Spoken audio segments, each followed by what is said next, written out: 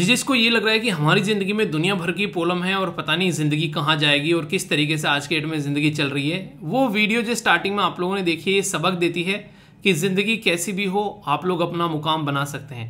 तो ज़िंदगी में देखिए आप लोगों को ना सबसे पहले तो आप लोगों को डिसाइड करना पड़ेगा कि रियलिटी में आप लोग चाहते क्या हैं। अगर आप लोग जब तक वो डिसाइड नहीं कर पाओगे, आप लोग के अंदर से वो काम करने की फीलिंग नहीं आ पाएगी जो रियलिटी में आप लोगों के टारगेट तक पहुंचाती है। आप लोगों के दिमाग और दिल में जंग चलती रहेगी कि हाँ यार ये करना चाहिए, ये तो होगा ही नहीं मेरे से, ये यार ये हो जाएगा, इसको कर लेते हैं। ये आप लोगों का दिमाग जो है और जो दिल है वो रस्साकसी में रहेंगे।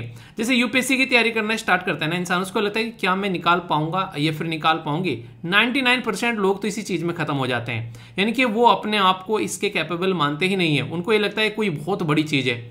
और जो यहाँ पर ये ठान लेते हैं निकालना है, चाहे वो किसी भी बैकग्राउंड से क्यों ना हो, चाहे हिंदी बैकग्राउंड हो, चाहे कोई और बैकग्राउंड हो, चाहे उनकी जो ग्रेजुएशन में, चाहे उनके 10th-12th में कैसे भी मार्क्स क्यों ना हो, ऐसे भी लोग हैं जो कि बहुत ही एक मिनिमम मार्क्स लेकर आए अपनी पुरानी एजुकेशन सिस्टम के अंदर में, और वो यूपीएससी क्रैक कर एक जिंदगी जी रहे हैं जिसको शानदार जिंदगी कहते हैं। तो आप लोग जब एक बार किसी चीज को ठान लो ना दिमाग में और दिल में, उस चीज को बसा लो, फिर बस उसी के ऊपर फोकस करो। ये मत देखो कि आप लोग क्या थे, क्योंकि आप लोग जो आज के डेट में हो ना, वो पास्ट में जो भी आप लोगों ने किया है उसका एक आप लोग बोल सकते हो गठड़ी हो, वो नहीं पुड़िया हो उसकी, जो पास्ट में करते हुए आए हो। अगर रियलिटी में चाहते हो कि आज से चीजें चेंज हो जाए, आज से चीजें चेंज हो जाएगी। आज से आप लोग अपनी चीजों को इंप्लीमेंट करना स्टार्ट कर दो, आप लोगों को रिजल्ट आने वाले टाइम में दिखना स्टार्ट हो जाएगा। हम लोग 99% पता है क्या करते हैं, अपने पास्ट में जी रहे होते हैं। फ्यूचर में जिसने थोड़ा सा भी अपने आप को देखना स्टार्ट कर दे कि आज ये काम करूंगा तो फ्यूचर में यहां पर पहुंच जाऊंगा या फिर पहुंच जाऊंगी, उस इंसान ने अक्सर अपनी लाइफ जो है वो चेंज करके रख दी है। अब आप लोगों को देखना है कि आप लोगों को कहां पर जाकर अपने आप को सेट करना है, क्योंकि ये सारी चीजें यार चलती रहेंगी, आती रहेंगी, जाती रहेंगी। पर जहां पर आप लोग अपने आप को ठान लोगे कि हाँ यहां से चेंज करनी है, वहीं से ही चीजें जो हैं वो चेंज होनी स्टार्ट हो जाएंगी।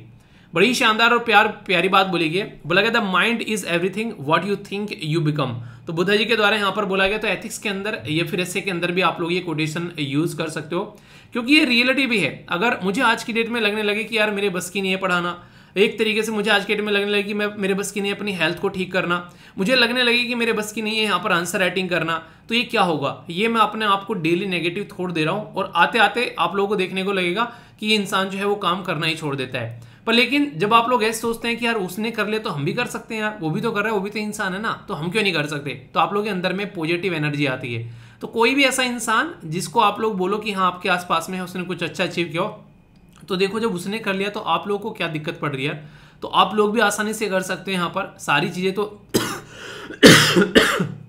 हैं आप लोगों के आसपास में, तो फिर क्यों उस चीज को लेकर अपने आप को अंडरमाइन करते हो कि हमसे नहीं होगा।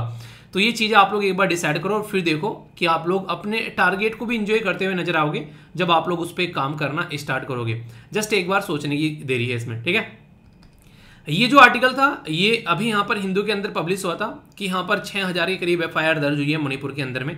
तो यहाँ पर जो चीफ जस्टिस ऑफ इंडिया है उन्होंने बोला था कि कोई एक्सक्यूज नहीं चाहिए, जो भी वायलेंस हुआ है वुमेन के खिलाफ यहाँ पर उसकी पूरी डिटेल चाहिए। तो यहाँ पर जब ये एफआईआर जो है पहुंची कोर्ट के अंदर में, तो यहाँ पर बोला गया इसको देखकर कि लॉ एंड ऑर्डर जो है वो मेंटेन नहीं किया गया था। और इसी के ऊपर एक एडिटोरियल भी है आज की डेट में हिंदू के अंदर ही, उसमें टोटल मिलाकर ये बातें बताई गई है कि आज तक अगर हिस्ट्री उठाकर देखोगे तो जहां जहां पर भी दिक्कतें हुई है, जिस भी राज्य के अंदर में लॉ एंड ऑर्डर की कंडीशन बिगड़ी है, वहां पर कहीं ना कहीं जो स्टेट गवर्नमेंट है वो लीनियंट रही है। क्यों? क्योंकि संविधान के अंदर में जब 7वें शेड्यूल में आप लोग जाओगे तो 3 लिस्ट आप लोगों को देखने को मिलती है, जिसको बोलते हैं यूनियन लिस्ट, स्टेट लिस्ट और कॉन्करेंट यानी कि समवर्ती सूची। और जब भी लॉ एंड ऑर्डर को मेंटेन करने की बात आती है, ये रेस्पॉन्सिबिलिटी आती है स्टेट के हाथ में। और स्टेट ने जहां ढील बरती वहीं पर ही ऐसी कंडीशन देखने को मिलेगी, वरना ताकत इतनी होती है सरकार के हाथ में कि किसी भी चीज को जरा सी देर में निपटा दे। हो सकता है थोड़ी बहुत देर के लिए चीजें हाथ से निकल जाए, पर लेकिन जब रियलिटी में वो चीज अगर 2-3 महीने तक चल रही है, तो इस आर्टिकल में ये बोला गया कि कहीं ना कहीं स्टेट की रेस्पॉन्सिबिलिटी है कि वो कहीं ना कहीं उस चीज को होने दे रहा है, ठीक है। तो इसी के चलते अभी यहाँ पर कोर्ट ने बोला है कि कोर्ट कॉन्स्टिट्यूट करेगा इन्वेस्टिगेशन।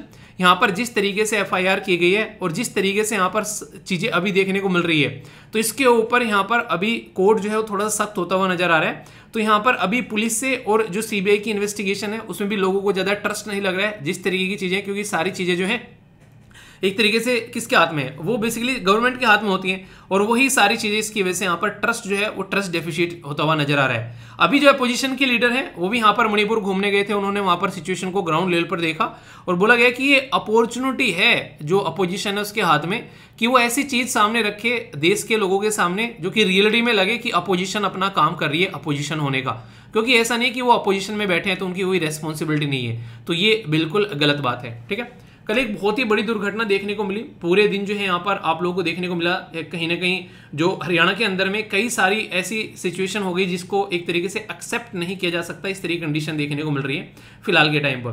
देखिए जब भी कहीं पर लड़ाई होती है और कई बार लोगों की जान जाती है, तो यहाँ पर कई बार उन लोगों की भी जान जाती है जिन्होंने कुछ गलती नहीं की है, और भीड़ जो यहाँ पर ये हरकतें करती है तो उस टाइम पर ये चीज देखने को मिलती है, ठीक है। तो कई सारी ऐसी सिचुएशन निकल कर आती है। अभी जो कंडीशन यहाँ पर बनती है वो मैक्सिमम आप लोगों को देखने को मिलेगा, दो कम्युनिटी के बीच में जो ट्रस्ट डेफिसिट आता है उसकी वजह से चीजें देखने को मिलती है। यानी कि हिंदू और मुस्लिम के बीच में जब ये कंडीशन बनती है, ये यहाँ पर इस तरीके से सिचुएशन देखने को मिलेगा, किसी न किसी तरीके से एक ट्रस्ट जो डेफिसिट होता है, यानी कि एक दूसरे के ऊपर ट्रस्ट न करने वाला माहौल क्रिएट हो जाता है, और जिसकी वजह से यहाँ पर क्लैश होता हुआ नजर आता है और फिर कई सारे लोगों की जान जाती है। नॉर्मल अगर ये चीजें देखी जाए तो हमको ये कंट्रोल करनी पड़ेगी, क्योंकि दोनों ही कम्युनिटी जो है वो काफी ज्यादा, अगर देश के अंदर में देखो अगर शांति में नहीं रहेंगी तो देश का जो सौहार्दपूर्ण माहौल है वो आप लोगों को बिगड़ता हुआ यहाँ पर नजर आएगा। तो सिचुएशन काफी ज्यादा खराब हो जाती है जब ऐसी चीजें देखने को मिलती है, और कहीं ना कहीं यहाँ पर ये एक इतना बड़ा विकराल रूप ले लेती है कि एक पूरे नहीं कहते सिस्टम को हिला कर रख देती है। तो ये कंडीशन देखने को मिलती है, और यहाँ पर फिर वही है कि एक तरीके से आप लोग समझते हैं ग्राउंड लेवल पर क्या होता है। तो ये चीजें यार इसके बारे में मतलब एक तरीके से कहीं ना कहीं जितना ज्यादा है नहीं इस तरीके से जो क्लैश होते हैं, इस तरीके की जो चीजें होती हैं उनसे दूर रहा जाए उतना ही देश शांत है। और आप लोग खुद सोचो बाहर जो बैठे हुए हैं ना, जैसे पाकिस्तान हो गया, चाइना हो गया, अगर देश के अंदर हमारे कोई ऐसी चीज देखने को मिलती है तो कितने खुश होते होंगे कि हमने तो कुछ करने की जरूरत ही नहीं पड़ रही, आपस में ही काम निपट जा रहा है। तो ये भी चीजें देखने को मिलती है, इससे हमारे देश की इमेज जो है वो खराब होती है। तो बाकी देखो सरकार अपना काम कर रही है, लॉ एंड ऑर्डर मेंटेन किया जाएगा तो जल्दी सिचुएशन जो है वो कंट्रोल में आएगी। आप लोगों ने अक्सर देखा होगा सड़क अगर बन रहे हैं, यहाँ पर कहीं पर फ्लाईओवर बन रहे हैं, यहाँ पर ऊपर ये सड़क इस तरीके से, तो ये सिस्टम यूज किया जाता है, इसको बोलते हैं यहाँ पर बेसिकली ग्रिडर लैंडर बोलते हैं। अभी बहुत ही बड़ी दुर्घटना देखने को मिली थाने के अंदर में, 20 लोगों की जान चली गई, क्रस्ट हो गई इसके नीचे ये जब गिरा यहाँ पर। तो यहाँ पर ये बहुत ही एक ऐसी दुर्घटना है कि सोचकर भी हिलाने वाली है। अब सोचो 20 लोगों की जान गई है, उसमें से 2 इंजीनियर भी थे यहाँ पर, कई सारे वर्कर भी थे और कुछ लोकल लोग भी थे यहाँ पर। तो जब इसे सिचुएशन यहाँ पर निकल कर आती है तो ऐसा लगता है कि कहीं ना डिफाइन है कि इंसानों की जिंदगी इतनी है, ऐसा लगता है ना, या फिर ऐसा लगता है कि ये इंसानों के द्वारा की गई गलती है। आप लोग किस में ट्रस्ट करते हैं आप लोग ये जरूर बताएगा। पर लेकिन ये सुनकर मतलब एक तरीके से ना आप लोग खुद सोचो कि कैसा फील होता है कि यार बंदा जो है मतलब एक तरीके काम पर गया है और शाम को पता चल रहा है कि उसकी जो है डेड बॉडी आ रही है, और कई बार तो बॉडी भी नहीं मिलती, ऐसी बुरी कंडीशन होती है। तो ये काफ़ी खतरनाक सिचुएशन यहाँ पर देखने को मिली, 20 लोगों की जान चली गई यहाँ पर, ठीक है। ये जो आर्टिकल है इसको काफी डिटेल में मैं आप लोगों से डिस्कस करने वाला हूँ बैकग्राउंड इन्फॉर्मेशन के साथ में, और एक क्वेश्चन भी आप लोगों को यहाँ पर आंसर राइटिंग से रिलेटेड देखने को मिलेगा। तो बात की जा रही है फॉरेस्ट कंजर्वेशन एक्ट में चेंज के बारे में। तो यहाँ पर अभी इसको लिए एक बिल लेकर आया गया ताकि इसके अंदर में चेंज लाया जा सके। कई सारे लोग जो है इसको काफी क्रिटिसाइज कर रहे हैं, क्योंकि सरकार जो है वो पावर अपने हाथ में लेने जा रही है यहाँ पर फॉरेस्ट से रिलेटेड। अगर खासकर बॉर्डर वाले एरिया में अगर उनको कोई ढांचा बनाना है तो उसके लिए कोई परमिशन की रिक्वायरमेंट नहीं है। स्ट्रेटेजिक जो लीनियर प्रोजेक्ट के नाम पर, नेशनल इंपोर्टेंस के नाम पर, वहां पर अपने हिसाब से काम कर पाएंगे, यानी कि फॉरेस्ट को वहां से काट कर कुछ भी वहां पर डेवलपमेंट किया जा सकता है। ऐसी बातें यहाँ पर देखने को मिल रही है। तो ये अभी लोकसभा से पास कर दिया गया बिना किसी डिबेट के, बिना किसी डिस्कशन के। अभी यहाँ पर बात की जा रही है कि अभी राज्यसभा में जाएगा, पर उससे पहले ज्वाइंट पार्लियामेंट्री कमेटी जो है उसको बेसिकली भेजा जा रहा है ताकि जो बिल जो है उसके ऊपर जो भी डिबेट डिस्कशन किया जा सके, ताकि सिचुएशन को ढंग से देखा जा सके। वरना दिक्कतें निकलती हुई नजर आएगी। फॉरेस्ट अगर खत्म होते हैं तो ये समझो कि धरती पे से जीवन खत्म होता है। अभी जो आर्टिकल मैं आप लोगों से डिस्कस करने वाला हूँ ये तो बेसिक चीजें हो गई। अभी यहाँ पर आप लोगों को बैकग्राउंड इन्फॉर्मेशन बताऊंगा, ये आज से नहीं है, कई बार यहाँ पर न्यूज में आ चुके हैं फॉरेस्ट से रिलेटेड आर्टिकल। तो वो एक आर्टिकल के साथ में बैकग्राउंड इन्फॉर्मेशन के साथ में आप लोगों से काफी तसल्ली में कई सारी बातें मैं डिस्कस करने वाला हूँ अभी यहाँ पर। दोस्तों, वृक्ष और पानी ही जीवन है, ये बात आप लोगों ने कई बार सुनी होगी। पर लेकिन अगर वो जीवन जो है वो समाप्त होता हुआ नजर आए, पानी की क्वालिटी खत्म होती है और पेड़ कटते हुए नजर आए, तो ये जंगलों के ऊपर इम्पैक्ट नहीं है कि हाँ भाई साहब जंगल खत्म हो रहे हैं, जंगल खत्म हो जाएंगे तो क्या होगा। अरे कुछ नहीं होने वाला भाई साहब जंगल खत्म होने से, मतलब ऐसे रहेगा सब कुछ नहीं, हम भी खत्म हो जाएंगे। ठीक है, कहने का मतलब ये है कि जब जंगल ही खत्म हो जाएगा तो हम भी खत्म हो जाएंगे ना। तो जब हम भी खत्म हो जाएंगे तो फिर टेंशन लेने की क्या जरूरत है, सब कुछ ही निपट जाएगा। फिर तो वो नहीं कहते कि सब कुछ बर्बाद हो जाएगा तो फिर टेंशन किस चीज़ के लिए नहीं। तो अभी मुद्दा यहाँ पर यह है कि काफ़ी लंबे समय से ये टारगेट किया जा रहा है कि फॉरेस्ट का जो एरिया है वो हम लोग को इम्प्रूव करना है, पर लेकिन शाम दाम दंड भेद लगा लिए वो इम्प्रूव होने का नाम नहीं ले रहा है जितना हम लोगों ने टारगेट लगाया था। तो आर्टिकल कवर किया गया द हिंदू के द्वारा, तो समझेंगे पूरा मुद्दा अच्छे से।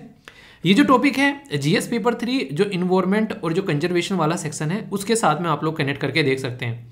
तो बड़ा ही इंटरेस्टिंग टॉपिक है। कुछ और बातें बैकग्राउंड इन्फॉर्मेशन के साथ में डिस्कस करूंगा। फॉरेस्ट से रिलेटेड कुछ यहाँ पर कॉन्स्टिट्यूशन के बारे में बातें करूंगा, फॉरेस्ट से रिलेटेड कुछ रिपोर्ट्स के बारे में आप लोगों से बातें करूंगा, तो काफ़ी कुछ आप लोग यहाँ पर जान पाएंगे। तो डिटेल में समझेंगे और कोई भी डाउट होगा तो फिर पूछ लेना, मैं हूँ ना, टेंशन नहीं लिया करते, ठीक है, बस पढ़ते रहो और इन्जॉय करते रहो। सबसे पहले बातें करते हैं किसके बारे में, कि हमारा देश जो है उसके द्वारा टारगेट रखा गया था कि जो नंबर ऑफ और क्वालिटी ऑफ ट्रीज और फॉरेस्ट कवर है हमारे देश के अंदर में हम लोग उसको बढ़ाएंगे, और उसके लिए हम लोगों ने एक मिशन भी रखा था। हालांकि ये पूरा मिशन इसके लिए नहीं था, इस मिशन का एक पार्ट था ये था ग्रीन इंडिया मिशन। तो ग्रीन इंडिया मिशन में यहाँ पर हम लोगों ने यहाँ पर ये देखना था कि कैसे हम लोग अपना फॉरेस्ट कवर यहाँ पर बढ़ा सकते हैं। तो बेसिकली हम लोगों ने मिशन तो चला दिया, और मिशन चलाने के बाद में हम लोगों ने चीज़ों को इंप्लीमेंट करने की भी कोशिश की। ये बिल्कुल ऐसे ही है जैसे आप लोग ने अपना टाइम टेबल बना लेते हैं, और टाइम टेबल बनाने के बाद में आप लोग उसको इंप्लीमेंट करने की कोशिश करते हैं, पर दिक्कत क्या आती है, हम लोग कई बार चीज़ों को इंप्लीमेंट नहीं कर पाते हैं। तो ऐसा ही आप लोगों यहाँ पर ये ग्रीन इंडिया मिशन के तहत में यहाँ पर काम करने के लिए चीज़ें की गई कि हाँ ठीक है हम लोग ऐसा कुछ करेंगे, पर इन रियलिटी जब ग्राउंड लेवल पर चीज़ें देखी गई तो उसमें से बहुत सारी चीज़ें हम लोगों ने अचीव ही नहीं की। मैं कहता हूँ ना कि आप लोग अपना जो है SLV प्लानर ब्रो जो मैंने टेलीग्राम पर शेयर किया था उसमें देखना आप लोगों को पता चल जाता है। तो हमारे देश के अंदर में बहुत सारे ऐसे सिस्टम हैं जिसमें से एक सिस्टम आप लोगों को देखने को मिलता है जिसको बोलते हैं national action plan on climate change. उसके अंदर में नेशनल सोलर मिशन हो गया, ठीक है, नेशनल वाटर मिशन हो गया, नेशनल मिशन फॉर गंगा हो गया। तो बहुत सारे ऐसे मिशन आप लोगों को देखने को मिलते हैं। सस्टेनेबल हैबिटेट के बारे में बात करते हैं तो उसी के पैटर्न में आप लोगों को यहाँ पर ये भी मिशन देखने को मिलता है जिसमें हम लोग बात करते हैं कि अपने देश में जंगल के एरिया को कैसे बढ़ाना है, पर लेकिन हम लोगों ने उसको अचीव नहीं किया। तो कुछ लोग ऐसे होते हैं जो जानना चाहते हैं कि आखिर चल क्या रहा है, तो वो RTI लेकर पहुंच गए भाई साहब कि हमको बताओ कि रियलिटी में जो आप लोगों ने बोला था वो आप अचीव कर पा रहे हो या फिर वो सारी बातें जो हैं वो हवाई चल रही हैं। तो जब डेटा सामने निकल कर आया तो उसमें पता चला कि हवाई बातें देखने को ज़्यादा मिल रही हैं, इन रियलिटी वो हम लोग अचीव नहीं कर पा रहे हैं जो हम लोगों ने डिसाइड किया था। तो इसी के चलते इस RTI की रिपोर्ट जो सामने निकल कर आई तो उसमें कई सारी बातें यहाँ पर पता चली। तो यहाँ पर मुद्दा क्या है वो आप लोगों की समझ में आ गया। अभी national mission for green India ये एक मिशन है national action plan on climate change के अंदर में, जिसमें मैंने बताया ना कि बहुत सारी चीज़ें हैं। नेशनल प्लान ऑन जो क्लाइमेट चेंज के अंदर में मैंने बताया भी, यहाँ पर एक पिक्चर भी है, मैं आप लोगों के साथ में एक मिनट रुको पिक्चर दिखा देता हूँ मैं ताकि आप लोग चीज़ें कनेक्ट कर पाओ। ये पिक्चर आप लोग देखें यहाँ पर, इस पिक्चर में यहाँ पर कई सारे मिशन आप लोगों को यहाँ पर देखने को मिलेंगे। पूरा फोकस ये कि क्लाइमेट चेंज को कैसे हम लोग को सही तरीके से लेकर चलना है। और अभी तो आप लोगों को पता है हमारे सामने टारगेट भी आ गया है, तो घड़ी टिक टिक करना स्टार्ट कर चुकी है कि 2070 तक हम लोगों को अपने देश को कार्बन न्यूट्रल कंट्री यहाँ पर बनाना है। तो इसलिए यहाँ पर ये भी एक मुद्दा आप लोगों को अभी देखने को मिलेगा। तो जो ये पूरा सिस्टम है जिसको बोलते हैं यहाँ पर हम लोग बेसिकली एक पर्टिकुलर मिशन के तहत रखते हैं कि नेशनल जो action plan on climate change, तो उसमें यहाँ पर ग्रीन इंडिया भी फोकस देकर चला जाता है कि पेड़ों को हम लोगों को प्रोटेक्ट करना है, रीस्टोर करना है, जो काट दिए हैं उनको फिर से लगाओ, और फॉरेस्ट कवर को ज़्यादा से ज़्यादा बढ़ाना है। तो इस मिशन के तहत में हमारा जो टारगेट था कि 10 मिलियन हेक्टेयर जो फॉरेस्ट और इसी के साथ में नॉन फॉरेस्ट जो लैंड है वो हम लोग इंक्रीज करने वाले हैं, यानी कि ट्री लगाने वाले हैं, और जो ऑलरेडी फॉरेस्ट की क्वालिटी है वो बढ़ाने वाले हैं। इसका मतलब क्या होता है, मान लीजिए हम लोगों ने किसी एरिया में पेड़ लगाए, अब वो पेड़ ऐसे हैं वहाँ पर कि एक पेड़ यहाँ है एक पेड़ वहाँ है, जैसे तैसे अकेले दुकेले खड़े हैं, तो हम लोग इनकी शादी करवाने इनके साथ में एक पेड़ और लगा दो तो थोड़ा सा नहीं घना जंगल हो जाएगा। तो इस तरीके से तो इनसे फिर यहाँ पर फल फूल पत्तियाँ झड़ेंगी, फिर उससे और पेड़ निकल कर आएंगे तो इनके बच्चे पैदा होंगे। तो इस तरीके से आप लोग समझ सकते हैं फ़ायदा क्या होता है। जो फॉरेस्ट कवर हम लोग जितना अच्छा क्रिएट कर पाते हैं वो कार्बन डाइऑक्साइड को कंज्यूम करता है, ऑक्सीजन को बेसिकली हमारे पास में पहुंचाता है, और ग्रीन हाउस गैस का जो इम्पैक्ट है कहीं ना कहीं इस पृथ्वी के ऊपर उसको भी कम करता है। तो पेड़ जो है वो जीवन दान की तरीके से आप लोग बोल सकते हैं। तो सबसे बड़ी बात क्या है हमारा कि हम लोग इसको लेकर चले ढंग से, तो वो है कि संरक्षित करना है, पेड़ों को लगाना है, बढ़ाना है, और जो ऑलरेडी हैं उनको सुधारना है। तभी हम लोग यहाँ पर क्लाइमेट चेंज यानी कि जलवायु परिवर्तन के साथ में हम लोग निपट पाएंगे, वरना सिचुएशन जो है वो खराब होती नजर आएगी और हम लोग सॉल्यूशन नहीं निकाल पाएंगे। तो इसीलिए कोशिश की जा रही है कि ज़्यादा से ज़्यादा काम हम लोग करें, ठीक है। तो ये माना जाता है कि अगर आज की डेट में हम लोग देखकर चलें तो 50 से लेकर 60 million ton annually carbon dioxide का जो सिक्वेस्ट्रेशन होता है यहाँ पर, वो यहाँ पर कहीं ना कहीं जो है जो पेड़ पौधे वो करते हुए नजर आते हैं। तो अगर पेड़ पौधे ही हम लोगों ने खत्म कर दिए तो कैसे हम लोग सिचुएशन को यहाँ पर संभालेंगे, तो ये मुद्दा है, ठीक है। तो बेसिक चीजें हैं यहाँ पर, तो इसके बारे में भी आप लोग याद रखिएगा, क्योंकि जब आप लोगों को बोलता हूं कि आप लोगों को यूपीएससी की तैयारी करनी है तो उसका मतलब ये नहीं है कि आप लोगों को यहाँ पर बस आप लोगों को ज्योग्राफी कवर करनी है या फिर आप लोगों को पॉलिटी कवर करनी है, हिस्ट्री कवर करनी है ओनली, ठीक है, या फिर करंट अफेयर कवर करना है। यूपीएससी की तैयारी का मतलब ये कि सारे के सारे सब्जेक्ट आप लोगों को कवर करने पड़ेंगे। इसी के साथ में आंसर राइटिंग भी करनी पड़ेगी, एथिक्स भी कवर करनी पड़ेगी, आप लोगों को अपना ऑप्शनल भी कवर करना पड़ेगा, साथ ही साथ में इंटरव्यू की तैयारी भी करनी पड़ेगी। तो ये एक तरीके की एक बैलेंस स्टडी लेकर आप लोगों को चलनी पड़ेगी, तभी आप लोग फाइनल सिलेक्शन में पहुंच पाओगे। यानी कि अगर आप लोगों को क्लाइमेट चेंज को हैंडल करना है तो आप लोगों को पानी को भी फोकस करना पड़ेगा, आप लोगों को गंगा को रिवर को भी फोकस करना पड़ेगा, हिमालयन इकोसिस्टम को भी फोकस करना पड़ेगा, सोलर पैनल एनर्जी लगाकर भी काम करना पड़ेगा, सस्टेनेबल एग्रीकल्चर लानी पड़ेगी। तो सारी चीज़ों को आप लोगों को सही तरीके से लेकर चलना पड़ेगा, तब जाकर आप लोगों का जो मिशन है कि हाँ ये अचीव करना है 2070 तक का हम लोग को, तब आप लोग इसको अचीव कर पाओगे। तो एक डायरेक्शन या डायमेंशन में चलकर काम नहीं चलेगा। तो ट्री कवर करना है, फॉरेस्ट कवर करना है, जहां पेड़ लग सके वहां पर पेड़ लगाओ। बहुत सारे ऐसे भी फैमिली मेंबर जो हैं वो पेड़ लगाते हैं और मुझे ट्विटर पर या फिर फेसबुक इंस्टाग्राम पर टैग भी करते हैं, अच्छा लगता है। जब भी कोई ऐसा काम किया करो आप लोग जरूर मुझे टैग किया करो, ताकि मुझे भी पता चलता रहे कि एसएलवी आर्मी जो है वो लगी पड़ी है देश को सुधारने में। और कभी भी टाइम निकाला करो थोड़ा सा यार, इस चीज़ को करने में आप लोगों को जो अंदर से सेटिस्फेक्शन मिलेगा ना वो किसी और चीज़ से नहीं मिलेगा, ये बात ध्यान रखिएगा। किसी की हेल्प करके पेड़ पौधे लगाकर नेक्स्ट लेवल की भाई साहब अंदर से फीलिंग होती है, कर देखो, ठीक है। तो ये आप लोग समझ सकते हैं, उस चीज़ को हम लोग लगा रहे हैं। खुद सोचो आज जो पेड़ पौधे हैं वो हम लोग क्यों एंजॉय कर पा रहे हैं, क्योंकि हमारे बुजुर्गों ने वो लगाए थे कभी, इसलिए हम लोग उसको एंजॉय कर पा रहे हैं। तो अब हम लोग लगाएंगे तो आने वाली जनरेशन उसको फायदा उठाएगी और कहीं तो हम भी फायदा उठाएंगे काफ़ी हद तक, ठीक है। तो इस तरीके से सोचना है। तो फॉरेस्ट कवर को यहाँ पर बढ़ाना है।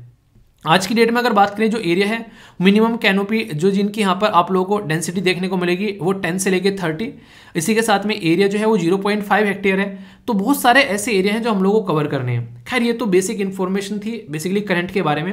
अभी जो मैं आप लोगों को बताने वाला हूँ उसको थोड़ा सा आप लोग ध्यान से सुनिएगा, बहुत ही इंपॉर्टेंट एरिया है ये, और यहाँ से डायरेक्ट क्वेश्चन आप लोगों से बनते हैं, पहले बन चुके हैं और आगे बन चुके हैं, और फिर क्वेश्चन भी आप लोगों से मैं डिस्कस करूंगा। तो माइंड में कोई भी डाउट इसको लेकर नहीं होना चाहिए जरा सा भी।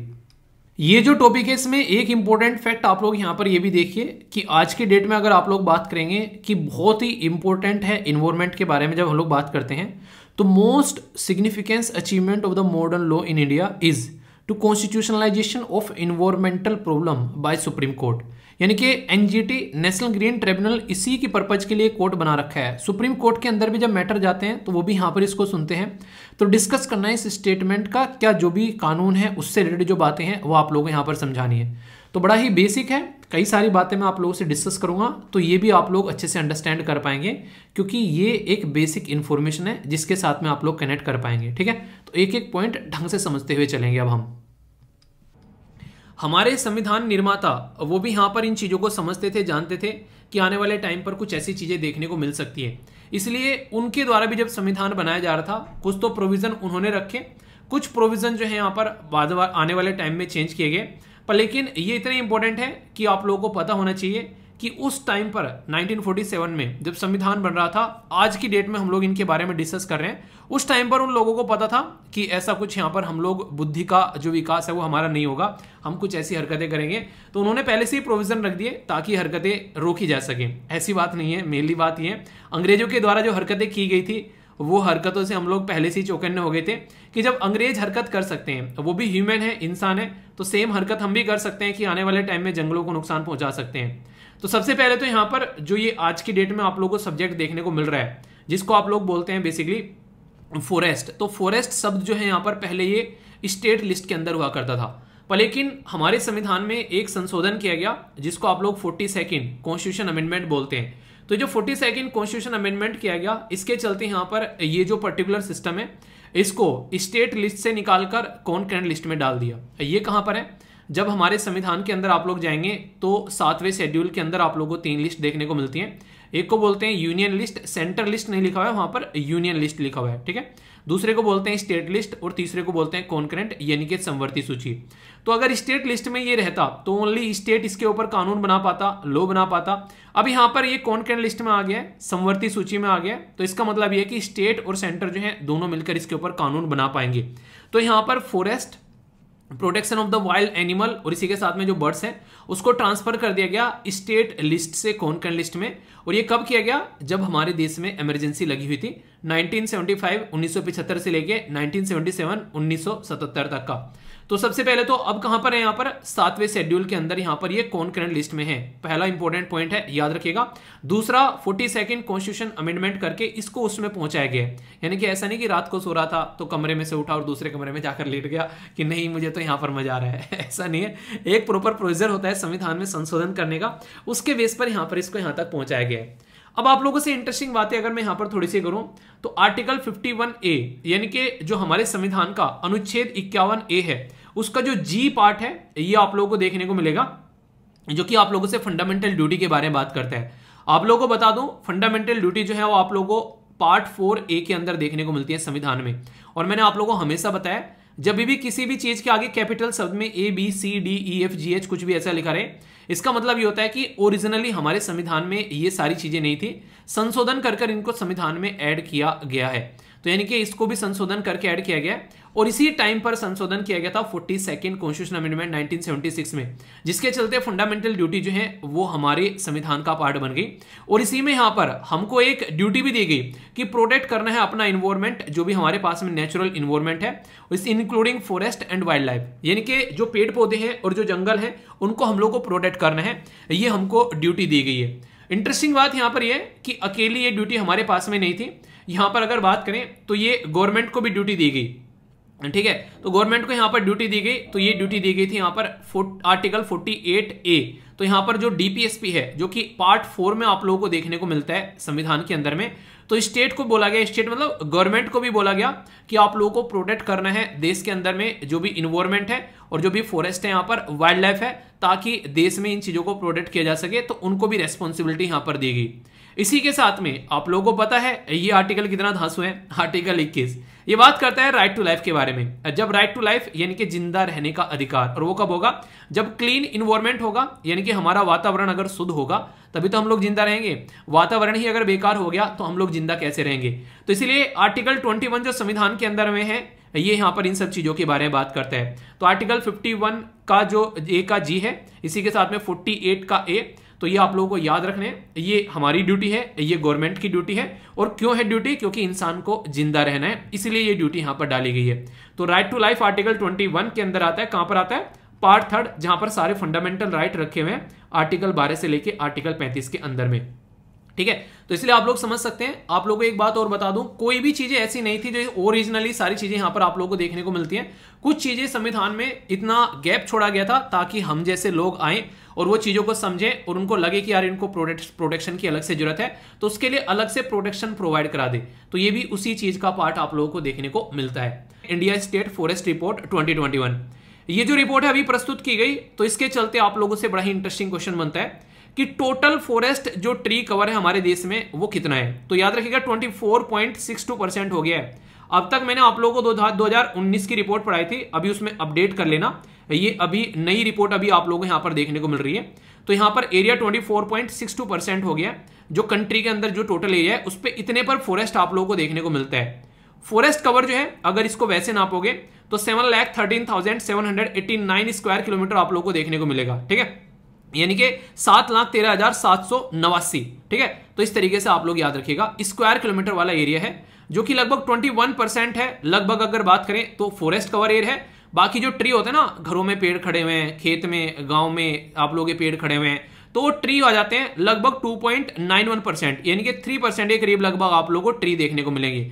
तो फॉरेस्ट तो वो होता है जैसे आप गांव से, जैसे आप लोग गांव में जाते हैं, कई बार आसपास बहुत बड़े बड़े बाग होते हैं, तो आप लोगों ने देखा होगा ना कई बार कि जैसे कि मैं खेत में जब जाया करता था तो हमारे खेत के बीच में बाग पड़ता था, कई बार कि कहां पहुंच गया कि बाग के पास में हूं, ठीक है। तो इस तरीके से तो आप लोग समझ सकते हैं। तो एक बाग बहुत बड़ा एरिया कवर होता है जहां पेड़ ही पेड़ होते हैं। और बाकी यहां पर अगर बात करें सिंगल जो ट्री है कि यहाँ ट्यूबवेल पे एक पेड़ खड़ा हुआ है, एक पेड़ गांव में खड़ा हुआ है, एक पेड़ घेर में है, तो आप लोगों ने ऐसे सुना होगा, तो वो वाली चीज आप लोग समझ सकते हैं। अगर बात करें यहाँ पर तो एरिया जो है ग्रीन, जो बेसिकली एक तरीके से जो रिकॉर्डेड फॉरेस्ट एरिया या फिर ग्रीन वॉस, तो यहाँ पर इसको कंपेयर करने की बात की जा रही है। तो फॉरेस्ट कवर जो है यहाँ पर अगर बात करें वो स्लाइटली इंक्रीज हुआ है, ठीक है। फॉरेस्ट कवर आउटसाइड द जो यहाँ पर बात करें इसके विद इन, अगर बात करें विद इन ग्रीन एरिया या फिर ग्रीन वॉस एरिया, तो यहाँ पर ये इंक्रीज हुआ है लगभग यहाँ पर इतना, ठीक है। यानी कि विद इन इतना और आउटसाइड इतना, तो यानी कहने का मतलब है कि दोनों जगह से पॉजिटिव रिजल्ट आए हैं। रटना नहीं है, पर ये ऊपर वाली लाइन आप लोग जरूर याद रखना। और जो दूसरा बताने जा रहा हूं ये थोड़ा सा याद रखिएगा। कहां पर फॉरेस्ट रिपोर्ट के हिसाब से इंक्रीज हुआ है फॉरेस्ट एरिया, तो आंध्र प्रदेश, तेलंगाना, उड़ीसा, कर्नाटक और झारखंड। कहां पर डिक्रीज हुए हैं, जहां पर फोकस देना है अरुणाचल प्रदेश, मणिपुर, नागालैंड, मिजोरम और मेघालय। याद नहीं आ रहा है तो यहां से आप लोग देख सकते हैं इससे, ये जो पर्टिकुलर बताया है आप लोगों से सिंस 2019 यानी कि जो लास्ट रिपोर्ट आई थी, तो कहां पर इंक्रीज हो गया है और कहां पर लॉस हुआ है, तो ये बता दिए यहां पर कहां पर नेगेटिव डायरेक्शन में और कहां पर पॉजिटिव डायरेक्शन में। तो इस पर्टिकुलर जो एक स्लाइड के थ्रू आप लोगों को समझाया गया है यहां पर, तो ये आप लोगों को और ज्यादा माइंड में क्लैरिटी लेकर आएगा, ताकि लंबे समय तक आप लोग चीजों को याद रख पाओगे। इसमें थोड़ी सी और चीजें ऐड कर देता हूं मैं, जिससे इंटरेस्टिंग क्वेश्चन बन जाते हैं कि अगर बात करें इंक्रीजिंग और डिक्रीजिंग एरिया फॉरेस्ट कवर में, तो ये भी एक इंपॉर्टेंट हो जाएगा यहां पर। तो बात करते हैं यहां पर, तो मध्य प्रदेश, अरुणाचल प्रदेश, छत्तीसगढ़, उड़ीसा और महाराष्ट्र। याद रखिएगा ये वो एरिया है जहां पर आप लोगों को देखने को मिलता है कि यहां पर पर्टिकुलर एरिया में सबसे ज्यादा फॉरेस्ट पाए जाते हैं स्टेट वाइज। मध्य प्रदेश में सबसे ज्यादा है, अरुणाचल प्रदेश में, उसके बाद में छत्तीसगढ़ में, उड़ीसा में और फिर है आप लोगों को महाराष्ट्र में, ठीक है। कौन कौन इन राज्य से निकल कर आता है स्टेट पीसीएस के अंदर, बड़ा ही प्यारा क्वेश्चन बनेगा। फिर मत बोलना क्वेश्चन कहां से आ गया भाई साहब, यहां से आ गया, तो थोड़ा सा ध्यान से पढ़िएगा। अगर बात करें हाईएस्ट फॉरेस्ट परसेंटेज वाइज, तो मिजोरम में मजे ले रहे हैं, ठीक है, अरुणाचल प्रदेश में, मेघालय में, मणिपुर में और नागालैंड में। यानी कि जितना एरिया है इनका, उसके 84% एरिया में फॉरेस्ट है, ऐसे आप लोग समझ सकते हैं। यहां पर तो अगर एरिया देखा जाए, क्योंकि मध्य प्रदेश वैसे बड़ा है, तो उसका टोटल एरिया देखेंगे तो एरिया वाइज ये है, पर लेकिन जो यहां पर मध्य प्रदेश बड़ा है, पर लेकिन अपने घर के अंदर में, यानी कि एक इंसान का तो घर है इतना बड़ा, ठीक है, उसके 50% में यहां पर टोटल फॉरेस्ट है। यानी ठीक है, एक इंसान है यहां पर, इसका घर है इतना से यहां पर, ठीक है, इसके यहां पर भाई साहब टोटल इतने एरिया में फॉरेस्ट है, ओनली 5% एरिया में फॉरेस्ट नहीं है। तो परसेंटेज वाइज तो ज्यादा फॉरेस्ट एरिया इसका है, अगर परसेंटेज में देखें, यानी कि ओनली 5% में नहीं है, 95% एरिया में फॉरेस्ट है। पर लेकिन अगर एरिया देखेंगे तो ये पूरा राज्य जो है यहां पर समा जाएगा पूरा। अगर एक पूरे एरिया के बारे में देखेंगे तो एरिया वाइज यहां पर आप लोगों को मध्य प्रदेश देखने को मिलेगा, ठीक है। तो ऐसे समझना है यहां पर, तो कंफ्यूजन नहीं होना चाहिए। तो परसेंटेज वाइज यहां पर आप लोगों को देखने को मिलेंगे ये वाले राज्य, और अगर एरिया वाइज तो ये वाले राज्य। अभी बात करते हैं यहां पर वर्ल्ड फॉरेस्ट के बारे में, जो कि अभी 2022 में आप लोगों के सामने प्रस्तुत की गई। तो बोला गया कि अब तक का 422 मिलियन हेक्टेयर जो जमीन है फॉरेस्ट, वो खत्म हो चुकी है 1990 से लेकर 2020 तक का। ये वर्ल्ड लेवल की बातें कर रहा हूं अब मैं आप लोगों से, मैं, ठीक है। इसी के साथ में यहां पर 289 ये मिलियन हेक्टेयर जो आप लोगों को देखने को मिलेगी, ये डिफॉरेस्टेशन हुआ है 2016 से लेकर 2050 तक का, मतलब होने वाला है। यानी कि इतना और लैंड एरिया जो है, जो यहां पर कवर है फॉरेस्ट से, वो खत्म होने वाला है। 15% अगर बात करें 250 का यहां पर बोला जा रहा है, ये इन्फेक्शियस डिजीज जो आप लोगों को देखने को मिल रही है, वो फॉरेस्ट के साथ में कनेक्टेड है। यानी कि टोटल अभी रिसेंटली जितनी भी बीमारी निकल कर आई है, वो फॉरेस्ट से निकल कर आई है। इसीलिए अभी आप लोगों ने देखा होगा वर्ल्ड हेल्थ ऑर्गेनाइजेशन के द्वारा साफ साफ बोला गया है इस बात को, कि फॉरेस्ट वाला जो एरिया है उसको भी साथ में लेकर चलना है। वन वर्ल्ड वन हेल्थ की जब हम लोग बात करते हैं, यानी कि एक वर्ल्ड है उसके साथ में वन हेल्थ है, यानी कि इनको साथ में लेकर चलना है, और वो यहां से बातें निकल कर आती है। तो ये काफी एक इंपॉर्टेंट एरिया यहां पर हो जाता है अगर इसके बारे में बात करें तो, ठीक है। तो यानी कि इसके ऊपर आप लोग स्टार लगा सकते हैं, ये हेल्थ से रिलेटेड भी मैटर यहां पर जुड़ जाता है। अगर बात करें ग्रोस जो यहां पर डोमेस्टिक प्रोडक्ट है वर्ल्ड की, बोला जा रहा है कि 84 ट्रिलियन इन 2020 में, जो कि डिपेंड करती है यहां पर अगर बात करें, ये 31 ट्रिलियन पर ईयर के हिसाब से, और इसी के साथ में हाईली 13 ट्रिलियन पर ईयर के हिसाब से ऑन द इकोसिस्टम।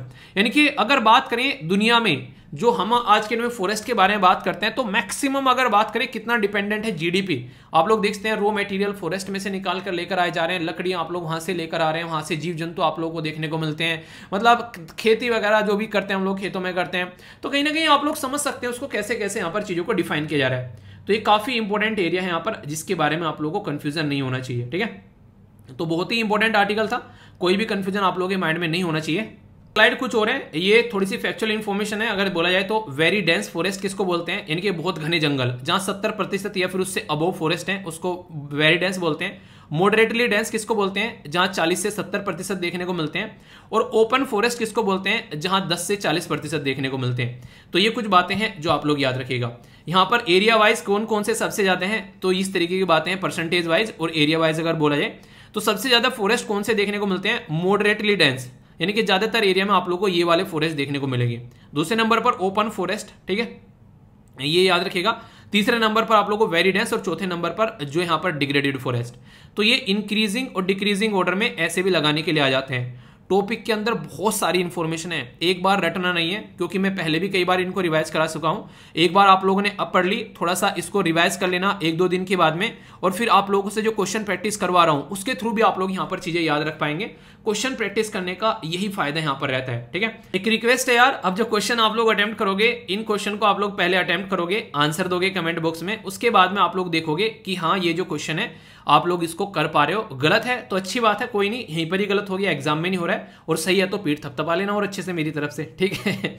बात की जा रही है स्टेट जो कि यहां पर जिसको रेस्पॉन्सिबिलिटी दी गई है फॉरेस्ट को प्रोटेक्ट करने की, तो कहां पर दी गई है, फंडामेंटल राइट में, फंडामेंटल ड्यूटी में, डीपीएसपी में, या फिर नन ऑफ द अबव।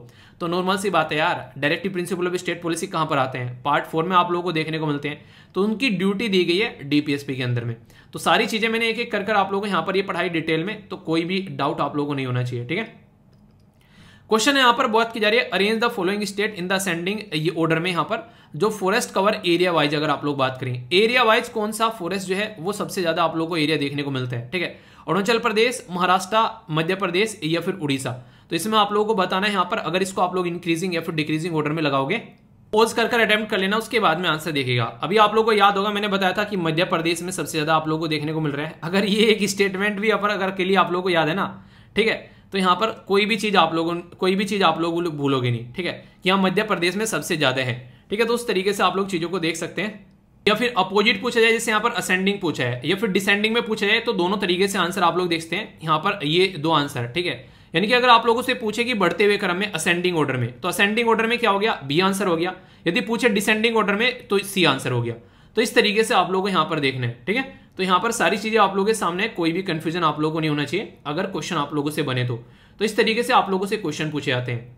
ठीक इसी में यहां पर परसेंटेज वाइज भी पूछा जा सकता है आप लोगों से, जैसे मैंने बताया था ना कि परसेंटेज वाइज भी आप लोगों से क्वेश्चन बन सकता है। तो सेम पैटर्न में आप लोगों का परसेंटेज वाइज क्वेश्चन पूछा जा सकता है, याद रखिएगा। पर यहां पर असेंडिंग और डिसेंडिंग यहां पर घटते हुए क्रम में पूछा गया है, तो घटते हुए क्रम में आप लोगों को यहां पर ये आंसर देखने को मिलेगा, ठीक है, 4 3 2 1, ठीक है, या फिर 1 2 3 4। अगर असेंडिंग में पूछता तो ए आंसर हो जाता, तो यहां पर क्या हो गया, आंसर इसका डी हो गया।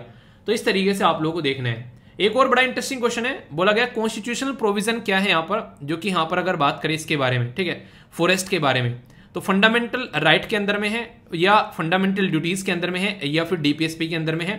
तो आप लोगों को कौन सी स्टेटमेंट है यहां पर जिसके बारे में आप लोग बोल सकते हैं, यानी कि कॉन्स्टिट्यूशनल प्रोविजन संविधान में कहां पर रखे गए हैं, तो आप लोगों को यह बताना है, ठीक है। तो यहां पर सही आंसर क्या होगा, तो आप लोगों को यहां पर मतलब क्वेश्चन आप लोगों से डायरेक्ट पूछे जाते हैं, ऐसे भी कोई कंफ्यूजन नहीं होना चाहिए। ये खासकर इंपॉर्टेंट क्वेश्चन है, काफी डिटेल में मैंने कवर कराया। फंडामेंटल ड्यूटीज के बारे में बात करी और डीपीएसपी के बारे में बात करी, ये हमारी ड्यूटी है और ये गवर्नमेंट की ड्यूटी है। तो आंसर क्या हो गया यहाँ पर 2 और 3, और 2 और 3 कहां पर है, ये बी के अंदर में, ठीक है। तो यहां से आप लोग देखते हैं। तो ऐसे क्वेश्चन आप लोग इस तरीके से प्रैक्टिस करोगे तो आप लोगों को लगता है कि एग्जाम में भला आप लोग क्वेश्चन को छोड़ दोगे। कॉमन सेंस का क्वेश्चन है, पर लेकिन जितना टॉपिक के अंदर मैंने आप लोगों को चीजें पढ़ाई हैं उससे आप लोग इसको आसानी से सोल्व कर सकते हो। बोला गया कि ये particular state in India has the following characteristic. बोला गया कि it is located on the same latitude which pass through the, जो एक तरीके से नॉर्दर्न राजस्थान, यानी कि जो राजस्थान का जो नॉर्दर्न पोर्शन है उस लैटिट्यूड से होकर गुजरता है। नॉर्दर्न पोर्शन अगर आप लोग ये चलाते हैं तो आप लोगों को हरियाणा आएगा, उत्तर प्रदेश आएगा, ठीक है। मैं उत्तराखंड भी आ सकता है वैसे, पर लेकिन हरियाणा, उत्तर प्रदेश, या फिर आप लोगों के सामने कौन आएगा, आप लोग बोल सकते हैं यहां से अरुणाचल प्रदेश, ठीक है। तो यानी कि या तो आप लोगों का आंसर जो होगा हरियाणा होगा, या उत्तर प्रदेश होगा, या फिर अरुणाचल प्रदेश होगा। दूसरी statement, it has cover 80% of its area under the forest area. तो आप लोग समझिए अभी यहां पर, अभी मैंने आप लोगों को परसेंटेज वाइज जो फॉरेस्ट कवर यहां पर बताया, उसको अगर आप लोग थोड़ा सा भी रिकॉल करोगे तो आप लोग चीजों को समझ पाओगे। बोला गया कि 80% जो एरिया है इसका वो फॉरेस्ट कवर के अंदर आता है, ठीक है। समझ रहे हो आप लोग मैं क्या बोल रहा हूं, यहां पर 80% एरिया बोला गया यहाँ पर। अगर आप लोग देखोगे यहाँ पर अरुणाचल प्रदेश के अंदर में, ठीक है, तो 80% यहाँ पर 80% में कोई सा भी ना तो आप लोगों को हरियाणा देखने को मिलेगा ना उत्तर प्रदेश, ओनली अरुणाचल प्रदेश एरिया जो है वो 79% यानी कि 80% के करीब आप लोगों को यहाँ पर निकल कर आता है। ठीक है, तो कहने का मतलब क्या हो गया यहाँ पर 80% यहाँ पर बोला गया। तो फर्स्ट और सेकंड स्टेटमेंट जो है वो किसके लिए जाती है, अरुणाचल प्रदेश के लिए। Over 12% of forest cover constituted protected area, तो ये यहाँ पर 12% इसका एरिया है। तो कॉमन सेंस थोड़ा सा आप लोगों को इस्तेमाल करना पड़ेगा जब एग्जाम में बैठते हैं। अब यहाँ पर क्या हो गया, ये ज्योग्राफिक का एक क्वेश्चन बन गया आप लोगों से, बड़ा ही बेहतरीन सा। लोकेशन वाइज भी क्वेश्चन आप लोगों से ऐसे पूछे जाते हैं। फॉरेस्ट कवर के बारे में पूछा गया तो रिपोर्ट भी यहाँ पर इंक्लूड हो गई, ऐसा बोल सकते हैं। तो यूपीएससी थोड़ा सा अलग लेवल पर पहुंच जाती है कई बार, पर लेकिन इतनी गारंटी देता हूं कि जो पढ़ा रहा हूं अगर उसको ढंग से कवर करके जाओगे तो क्वेश्चन को आप लोग अटेम्प्ट कर पाओगे, और यही आप लोगों का पर्पज होना चाहिए। ठीक है, फीडबैक जरूर देना कैसा लगा पूरा टॉपिक, इतनी सारी चीजें कवर कर दी, 3 अलग अलग टॉपिक इसके अंदर कवर कर दिए, वो भी 2 न्यूज़पेपर के। तो अब आप लोगों को कोई भी डाउट इसको लेकर नहीं होना चाहिए। अगर फिर भी डाउट है तो कमेंट बॉक्स में बताना, फिर उसको भी दूर किया जाएगा। अच्छे से एंजॉय करा करो यार लेक्चर को, तभी लंबे समय तक चीजें भी याद आप लोग रख पाओगे। ओके, और एक बात और यार, यहाँ पर कई सारे बच्चे पूछ रहे हैं सर क्वेश्चन का क्या है। देखो कई सारे बच्चे क्या कर रहे हैं, जैसे मैंने आप लोगों को बोला था कि जैसे यहाँ पर क्वेश्चन पोस्ट किया जाएगा तो आप लोगों को क्या करना है, पहले मैं क्वेश्चन पोस्ट करवा देता हूं यहाँ पर। जैसे कि यहाँ पर क्वेश्चन आ गया तो आप लोग क्या करना है, आप लोगों को यहाँ पर ये देखना है कि इस क्वेश्चन को एक बार अपने आप से लिख के देखना है। ठीक है, फिर यहाँ पर आप लोगों को हिंदी में भी डेमो मिल रहा है और फिर यहाँ पर इंग्लिश में भी एक प्रॉपर डेमो मिल रहा है। फिर उसके नीचे आप लोग जो है अपना आंसर जो है वो दे सकते हैं। तो यहाँ पर कंडीशन क्या आ रही है, कंडीशन आ रही है कुछ बच्चे बोले हैं सर हमारा कोई आंसर रिव्यू नहीं कर रहा है यार, इसीलिए तो आप लोग को डेमो आंसर दिया गया है। अगर कोई रिव्यू कर रहा है तो बहुत अच्छी बात है, अगर रिव्यू नहीं कर रहा है तो आप लोगों के पास में डेमो आंसर भी है, दूसरे बच्चों के आंसर भी हैं, तो वहां से आप लोगों को यही तो फायदा होगा। ऐसे ही तो इंसान जो है वो लिखना सीखता है। तो ये चीजें आप लोग थोड़ा समझने की कोशिश करो। कई सारे बच्चे इस चीज को लेकर प्रॉब्लम में थे, तो इसलिए यहाँ पर ये डेमो आंसर आप लोगों को यहाँ पर दिया जा रहा है ताकि आप लोग चीजों को अच्छे से लेकर चल सको। ठीक है, तो उसमें आप लोग एक दूसरे से कंपेयर कर सको और सजेशन दिया करो एक दूसरे को यार, तभी चीजों को सीखोगे और आगे बढ़ोगे। तो बहुत ही अच्छे से कई सारे बच्चे यहाँ पर आंसर लिख रहे हैं, देखो तो सही जाकर कितने तसल्ली में आंसर लिखे जा रहे हैं बच्चों के द्वारा। ठीक है, बाकी पीडीएफ कई सारे बच्चे जो बोले थे यार ये पर्टिकुलर आप लोगों को टेलीग्राम मिल रहा है, यहाँ पर एप्लीकेशन के थ्रू ज्वाइन करना है। कुछ बच्चे कह रहे हैं सर एप्लीकेशन के थ्रू ज्वाइन नहीं करना है, डायरेक्ट इसका लिंक प्रोवाइड करा दिया जाए तो कैसा रहेगा यार। उसमें ना फिर अलग से मुझे 2 आदमी बैठाने पड़ेंगे। आप लोग यहाँ पर बेसिकली उसके पास में आप लोग अपना पूरा एक तरीके से स्कैन कर पेमेंट भेजोगे, फिर वहां से आप लोगों को लिंक भेजेगा। वो सिस्टम बड़ा एक अलग तरीका हो जाता है। यहाँ पर इतना टाइम नहीं है यार कि ये इस तरीके की चीजें की जाए। आप लोग यहाँ से जाओ आसानी से एप्लीकेशन के ऊपर, वहां से इजीली जाकर आप लोग सारी चीजें आप लोगों को मिल जाएंगी। और आप लोग वीडियो भी देख सकते हैं, जो आप लोगों को वीडियो प्रोवाइड की थी कि कैसे आप लोग यहाँ तक पहुंच सकते हैं। तो उसको लेकर टेंशन क्यों ले रहे हो, उसको आसानी से आप लोग कर सकते हैं, कोई दिक्कत ही नहीं है उसमें। बड़ा ही तो सिंपल प्रोसीजर था। जो वीडियो एक बार देख लो फिर से, ये वीडियो पहले भी दिखाई है मैंने आप लोगों को। हेलो SLV यूजर्स, आज मैं आपको बताऊंगी कि आप किस तरीके से पेड कोर्स में जाकर और अपने कोर्स के टेलीग्राम ग्रुप को ज्वाइन कर सकते हैं। तो सबसे पहले जब हम अपना एप्लीकेशन का होम स्क्रीन खोलते हैं तो हमें ये पेड कोर्स का सेक्शन सबसे पहले दिखाई देता है। हमें इसको टैप करके ओपन करना है और ओपन करने के बाद हमें सबसे पहले माई कोर्स दिखाता है, जिसमें हमारा जो भी कोर्स परचेज्ड है वो होता है। फिर होम आता है एंड देन ऑल कोर्स। हमें हमेशा ऑल कोर्स पर जाना है जब हमें कोई कोर्स परचेज करना है, ठीक है। और उसके बाद परचेज करने के बाद हमें वो कोर्स अपने माई कोर्स में दिख जाता है। अब हम बात करते हैं क्लास नोट्स की। जो अभी कोर्स लॉन्च हुआ है क्लास नोट्स, उसको हम कैसे एक्सेस करेंगे। तो हम उस कोर्स को व्यू कोर्स करेंगे।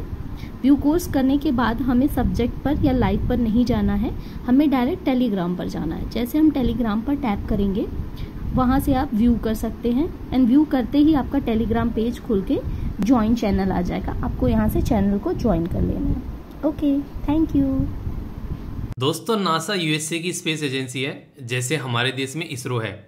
जब उसको कोई सैटेलाइट वेटेलाइट वगैरह लॉन्च नहीं करना होता है, वो फ्री बैठी होती है, तो उसको लगता है कि ज़िंदगी में कुछ मज़ा नहीं आ रहा है। और मज़ा कैसे आएगा कि दूसरे की ज़िंदगी शांति में चल रही है तो उसमें जाके कुछ ना कुछ टांग अड़ाई जाए, उसमें जाके कुछ उंगली की जाए, तो उनकी ज़िंदगी में कुछ खलबली मचे तो हमारी ज़िंदगी में थोड़ी सी बाहर आए।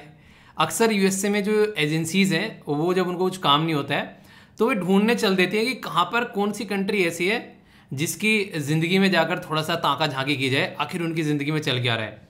ऐसा ही यूएसए की एजेंसी नासा के द्वारा छोड़ छाड़ कर पूरी दुनिया, हमारी कंट्री में एक आइलैंड है जिसका नाम है कच्चल आइलैंड, और ये निकोबार वाले एरिया में आप लोगों को देखने को मिलेगा। अब यहाँ पर देखो ये है यूएसए। अब यहाँ से ये कहाँ पर आए, ये यहाँ पर आए देखने के लिए कि मतलब थोड़ा सा अच्छी सी जगह चला जाए, थोड़ा हमने एक एंटरटेनमेंट किया जाए, थोड़ा सा आखिर यहाँ पर मैंग्रोव्स कम कैसे हो गए, कम कैसे होते जा रहे हैं इस पर्टिकुलर एरिया में। तो ये एक स्टडी छपी है, कहाँ पर छपी है, ये छपी है डाउन टू अर्थ में। तो ये नासा के द्वारा बोला गया कि मैंग्रोव्स यानी कि जो दलदली फॉरेस्ट हैं वो काफ़ी ज़्यादा यहाँ पर कम हो गए हैं। अब देखो इन्होंने दो काम यहाँ पर कर दिए।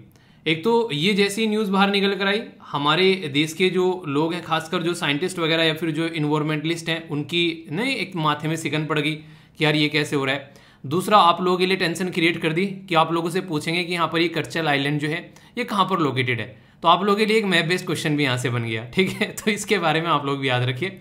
अभी यहाँ पर बोला गया है कि मोर देन 90% जो मैंग्रोव्स हैं यहाँ पर वो खत्म हो चुके हैं, और ये काफ़ी ज़्यादा खतरनाक बात भी है। और इसका रीज़न बताया गया है इंडियन ओशियन सुनामी। देखिए सुनामी एक इतनी बड़ी एक आप लोग बोल सकते हो कि पानी की एक धारा होती है या फिर पानी का एक प्रवाह होता है। जितनी बड़ी बड़ी आप लोग कई बार बिल्डिंग बोलते हैं ना, तो बिल्डिंग को भी वो आसानी से बहा कर ले जाती है। तो इस तरह की कंडीशन सुनामी में आप लोगों को देखने को मिलती है। और इंटरेस्टिंग चीज़ ये है कि जिन मैंग्रोव्स यानी कि दलदली फॉरेस्ट को ये बता रहे हैं कि खत्म हो रहे हैं, जैसे आप लोग यहाँ पर देखते हैं, अगर कोई सुनामी या फिर कोई बाढ़ वगैरह आती है कोस्टल एरिया में, ये काफ़ी बड़ा रोल प्ले करते हैं उसको रोकने में। और यहाँ पर इनके द्वारा बोला गया है कि इसी पर्टिकुलर रीजन में यहाँ पर इसी सुनामी की वजह से फॉरेस्ट जो है वो खत्म हो गए। तो ये है पूरा न्यूज़। इंपॉर्टेंट क्वेश्चन आप लोगों का बन सकता है जीएस पेपर 2 में जो इन्वायरमेंट वाला सेक्शन है, तो उसके बारे में आप लोगों से क्वेश्चन पूछा जा सकता है। तो नासा ने तो अपनी बातें बोल दी और बोलकर वो शांति में बैठ गया। उन्हें कहते हैं कि एक तरीके से किसी की चोटी काट लो और बैठ जाओ, फिर देखो सामने वाला कैसे कूदता है। तो वही काम हो गया। अब यहाँ पर हमारा काम स्टार्ट हो जाता है, हम इसके बारे में डिस्कस करेंगे। एक शब्द यूज किया गया आर्किपेलिगो। इसका मतलब होता है कि जो छोटे छोटे जो बेसिकली आइलैंड है उनका एक समूह। तो निकोबार भी एक तरीके से आर्किपेलिगो आप लोगों को देखने को मिलेगा। छोटे छोटे कई सारे आइलैंड है। एक प्यारा सा क्वेश्चन पूछूंगा मैं आप लोगों से यहाँ से। आप लोग ये बताइए कि टोटल हमारे देश के अंदर में जो अंडमान निकोबार वाला जो पर्टिकुलर एरिया है उसमें कितने आइलैंड है अगर हम लोग गिनने बैठते हैं। आप लोग इसका क्वेश्चन जाकर एक बार सर्च करिएगा ये गूगल पर, आप लोग देखकर हैरान हो जाओगे। यानी कितने सारे आइलैंड है। और उसमें से एक आइलैंड उन्होंने छांटा चूज किया कि भाई साहब यहाँ पर मैंग्रोव्स खत्म हो गए हैं, ठीक है। तो आप लोग जो है इसके बारे में याद रखिएगा। तो कच्छल द्वीप है यहाँ पर ये, जहाँ पर मैंग्रोव्स यानी कि दलदली फॉरेस्ट जो है वो कम होते जा रहे हैं। तो इस पर्टिकुलर एरिया में इन्होंने जो पार्ट पढ़ाया है अपनी स्टडी के अंदर में, उसमें कुछ बातें हैं जो कि आप लोगों को पता होनी चाहिए। भाई हमारे बारे में कोई बाहर वाले लोग बातें कर रहे हैं तो हमें पता होनी चाहिए ना कि क्या क्या बातें चल रही हैं दुनियादारी में। तो इनके द्वारा कुछ बातें ऐसी ऐसी बताएगी कि अगर बात करें टोटल मिलाकर जो पर्टिकुलर एरिया है जहाँ से ये मैंग्रोव्स जो है वो खत्म हुए हैं, ठीक है, तो इसका एरिया भी इन्होंने काउंट कर लिया कि लगभग 3700 स्क्वायर किलोमीटर का एरिया। और कब से कब तक का यहाँ पर ये 1999 से लेके लगभग 2019 तक का। तो इतने टाइम पर इतने जो मैंग्रोव्स यानी कि जो दलदली फॉरेस्ट हैं वो खत्म हो गए। पर लेकिन ऐसा नहीं है कि नेगेटिव ही नेगेटिव बातें बोली हैं, कुछ अच्छा भी सोच रहे हैं हमारे बारे में। इन्होंने कुछ पॉजिटिव बातें बताई हैं क्या कि इतने तो खत्म हुए, पर लेकिन ऐसा नहीं है कि खत्म ही खत्म हुए। लगभग 2100 स्क्वायर यानी कि 3700 स्क्वायर तो खत्म हुए, पर लेकिन लगभग अगर बात करें तो 2100 स्क्वायर जो एरिया है यहाँ पर किलोमीटर का वो यहाँ पर रिकवर भी हुआ है यानी कि गेन भी हुआ है। तो टोटल मिलाकर आप लोगों को जोड़ घटा तो बताइए। अगर इसमें से आप लोग इसको माइनस करोगे तो 0 में से 0 गया 0, 0 में से 0 गया 0, 7 में से 1 गया 6, ठीक है। 3 में से 2 गया 1, तो लगभग 1600 यानी कि 1600 स्क्वायर किलोमीटर एरिया जो है वो नेगेटिव में चला गया है। तो ये सोचने वाला मुद्दा है। तो यानी कि इनके द्वारा पहले झटका दिया गया, ठीक है, उसके बाद में बताया गया कि नहीं नहीं डरो मत, कुछ अच्छा भी हो रहा है। वो अच्छा क्या है कि इतना गेन भी हुआ है। यानी कि पहले नहीं वो हार्ट अटैक दे दो और उसके बाद में थोड़ी सी अच्छी बातें बता दो, तो वो हरकतें इनके द्वारा थोड़ी की गई है। फिर बताया गया कि टेंशन मत लो, हम तुमको रीजन बताते हैं कि आखिर ये क्यों हो रहा है। जैसे नहीं कि कई बार बच्चे कहते हैं कि सर पढ़ा नहीं जा रहा है। क्यों नहीं पढ़ा जा रहा है भैया? सर पढ़ने का मन नहीं करता है, आलस आता है। यार वो सबको आता है, तुमको कौन सा सोने चांदी चमनप्राश वाला आलस आ रहा है? वो तो सबको आता है। तो सर क्या करें यार, भगाओ उसको मार पीट के, क्यों उसको पकड़ के रखना है? तो वही वाली बातें हैं यहाँ पर। तो कहने का मतलब यार ये है, देखो अगर जैसी जिंदगी आप लोग जीना चाहते हैं ना उतनी मेहनत आप लोगों को करनी पड़ेगी। सो नॉर्मल सी बात है यार, इसमें कौन सा वो नहीं कहते कौन सा इसमें जादू जुड़ता है। आप नहीं करोगे कोई और करेगा, वो सीट लेके चला जाएगा, कोई ना कोई तो लेके जाएगा, खाली तो वो रहने से रही, वैसे ही महामारी है। ठीक है, तो आप लोग मेहनत कर लो। तो इनके द्वारा जो रीजन बताया गया उसमें सबसे बड़ा तो नेचुरल कॉज बताया गया, यानी कि तुम्हें टेंशन लेने की जरूरत नहीं है, प्रकृति अपने आप कर रही है। वो कैसे? भाई साहब अर्थक्वेक का नाम सुना है? ये कौन बोला है? वो वही भूकंप। तो नहीं एक तरीके से अर्थक्वेक का नाम सुनते हैं मुझे एक बात याद आ जाती है। जब मैं दिल्ली में था तो वहाँ पे क्या झटके आते रहते थे कई बार, तो बीच में एक बार अर्थक्वेक आया, थोड़ा सा भूकंप, तो एक इंसान जो है छत पे खड़ा होकर चिल्ला रहा है कि अर्थक्वेक आ गया, अर्थक्वेक आ गया। तो सारे देख रहे हैं कि पता नहीं क्या हो गया, क्या चिल्ला रहा है, कि कई बार लोगों को पता नहीं होता है अर्थक्वेक क्या होता है। तो फिर कह रहा भागो में भूकंप आ गया तो उसके बाद में लोगों में कलबली मची। तो वही चीज़ें हैं, तो भूकंप आता है, उसकी वजह से दिक्कतें देखने को मिलती है। कई बार सुनामी आप लोगों को देखने को मिलती है, जिसको तुसनामी, टी साइलेंट होता है, सुनामी होता है TSUNAMI, ठीक है। ये यहाँ पर इसकी वजह से सबमर्ज हो जाता है, जो ये दलदली फॉरेस्ट है उनमें दिक्कत में आ जाते हैं। तो मेन रीजन तो यहाँ पर ये अर्थक्वेक, और अर्थक्वेक की वजह से जो सुनामी आई, ये बहुत ही खतरनाक सुनामी थी। याद रखिएगा 2004 में बहुत सारी चीज़ें इसने बर्बाद कर दी थी। आप लोगों को पता है हमारे देश में अगर बात करें, जब तक सर पे चीज़ें नहीं पड़ जाती हैं तब तक हम लोग सुधरते नहीं है। 2004 में जब सुनामी आई उसके बाद में लगा यार दिक्कत चल रही है, कुछ ना कुछ सुधार लेते हैं, तो तब जाके इन्होंने 2005 में नेशनल डिजास्टर मैनेजमेंट अथॉरिटी का निर्माण किया। यानी कि जब तक ना वही आप वाली हरकतें कर रहे हैं, जब तक एग्जाम सर पे ना आ जाए ना, तब तक किताब उठा के देखनी नहीं है। तो वही काम इनका था, वरना पहले बना लेते तो बहुत सारे लोगों की जान बच जाती। तो ये अर्थक्वेक इतना खतरनाक था कि 9.2 मैग्नीट्यूड का अर्थक्वेक था। इसका मतलब यह कि ऐसी हिलेगी ना चीज़ें कि बड़ी खतरनाक तरीके से। आप लोग समझ सकते हैं कि ये जो अर्थक्वेक था, ये अगर इस लेवल का अर्थक्वेक अगर आ जाए तो ये समझो कि सारी चीज़ें फ्लैट हो जाए ज़मीन के ऊपर, ठीक है। ये समुद्र के अंदर जो यहाँ पर ये अर्थक्वेक देखने को मिला था, तो इसने बहुत सारे जो मैंग्रोव्स हैं वो खत्म कर डाले थे, लगभग 90% के करीब। तो ये बोला गया। इसी के साथ में सी लेवल जो बढ़ रहा है, आप लोगों को पता ही है आज की डेट में इनके समुद्र का जो लेवल बढ़ रहा है, किसकी वजह से? वो इसकी वजह से नहीं बढ़ रहा है कि आप लोग पानी पी पी कर बहुत सारे लोगों ने टॉयलेट करना स्टार्ट कर दिया तो समुद्र का लेवल बढ़ गया, ऐसे नहीं होता। वो समुद्र का लेवल इस तरीके से बढ़ता है जैसे कि हिमालयन रीजन में जैसे कि टेम्परेचर बढ़ रहा है। अभी कुछ दिनों पहले आप लोगों ने सुना कि यूरोप वाले रीजन में टेम्परेचर बढ़ गया, मतलब जहां पर लोग जो है अपने स्वेटर नहीं उतारते हैं, उनके स्वेटर में जुएं हो जाती है तब भी वो नहीं उसको उतारते हैं, इतना मतलब ठंडा वहां पर रहता है। उसके बाद भी वहां पर 50 डिग्री सेंटीग्रेड तक वहां पर टेम्परेचर हो गया, तो इसको कहते हैं क्लाइमेट चेंज।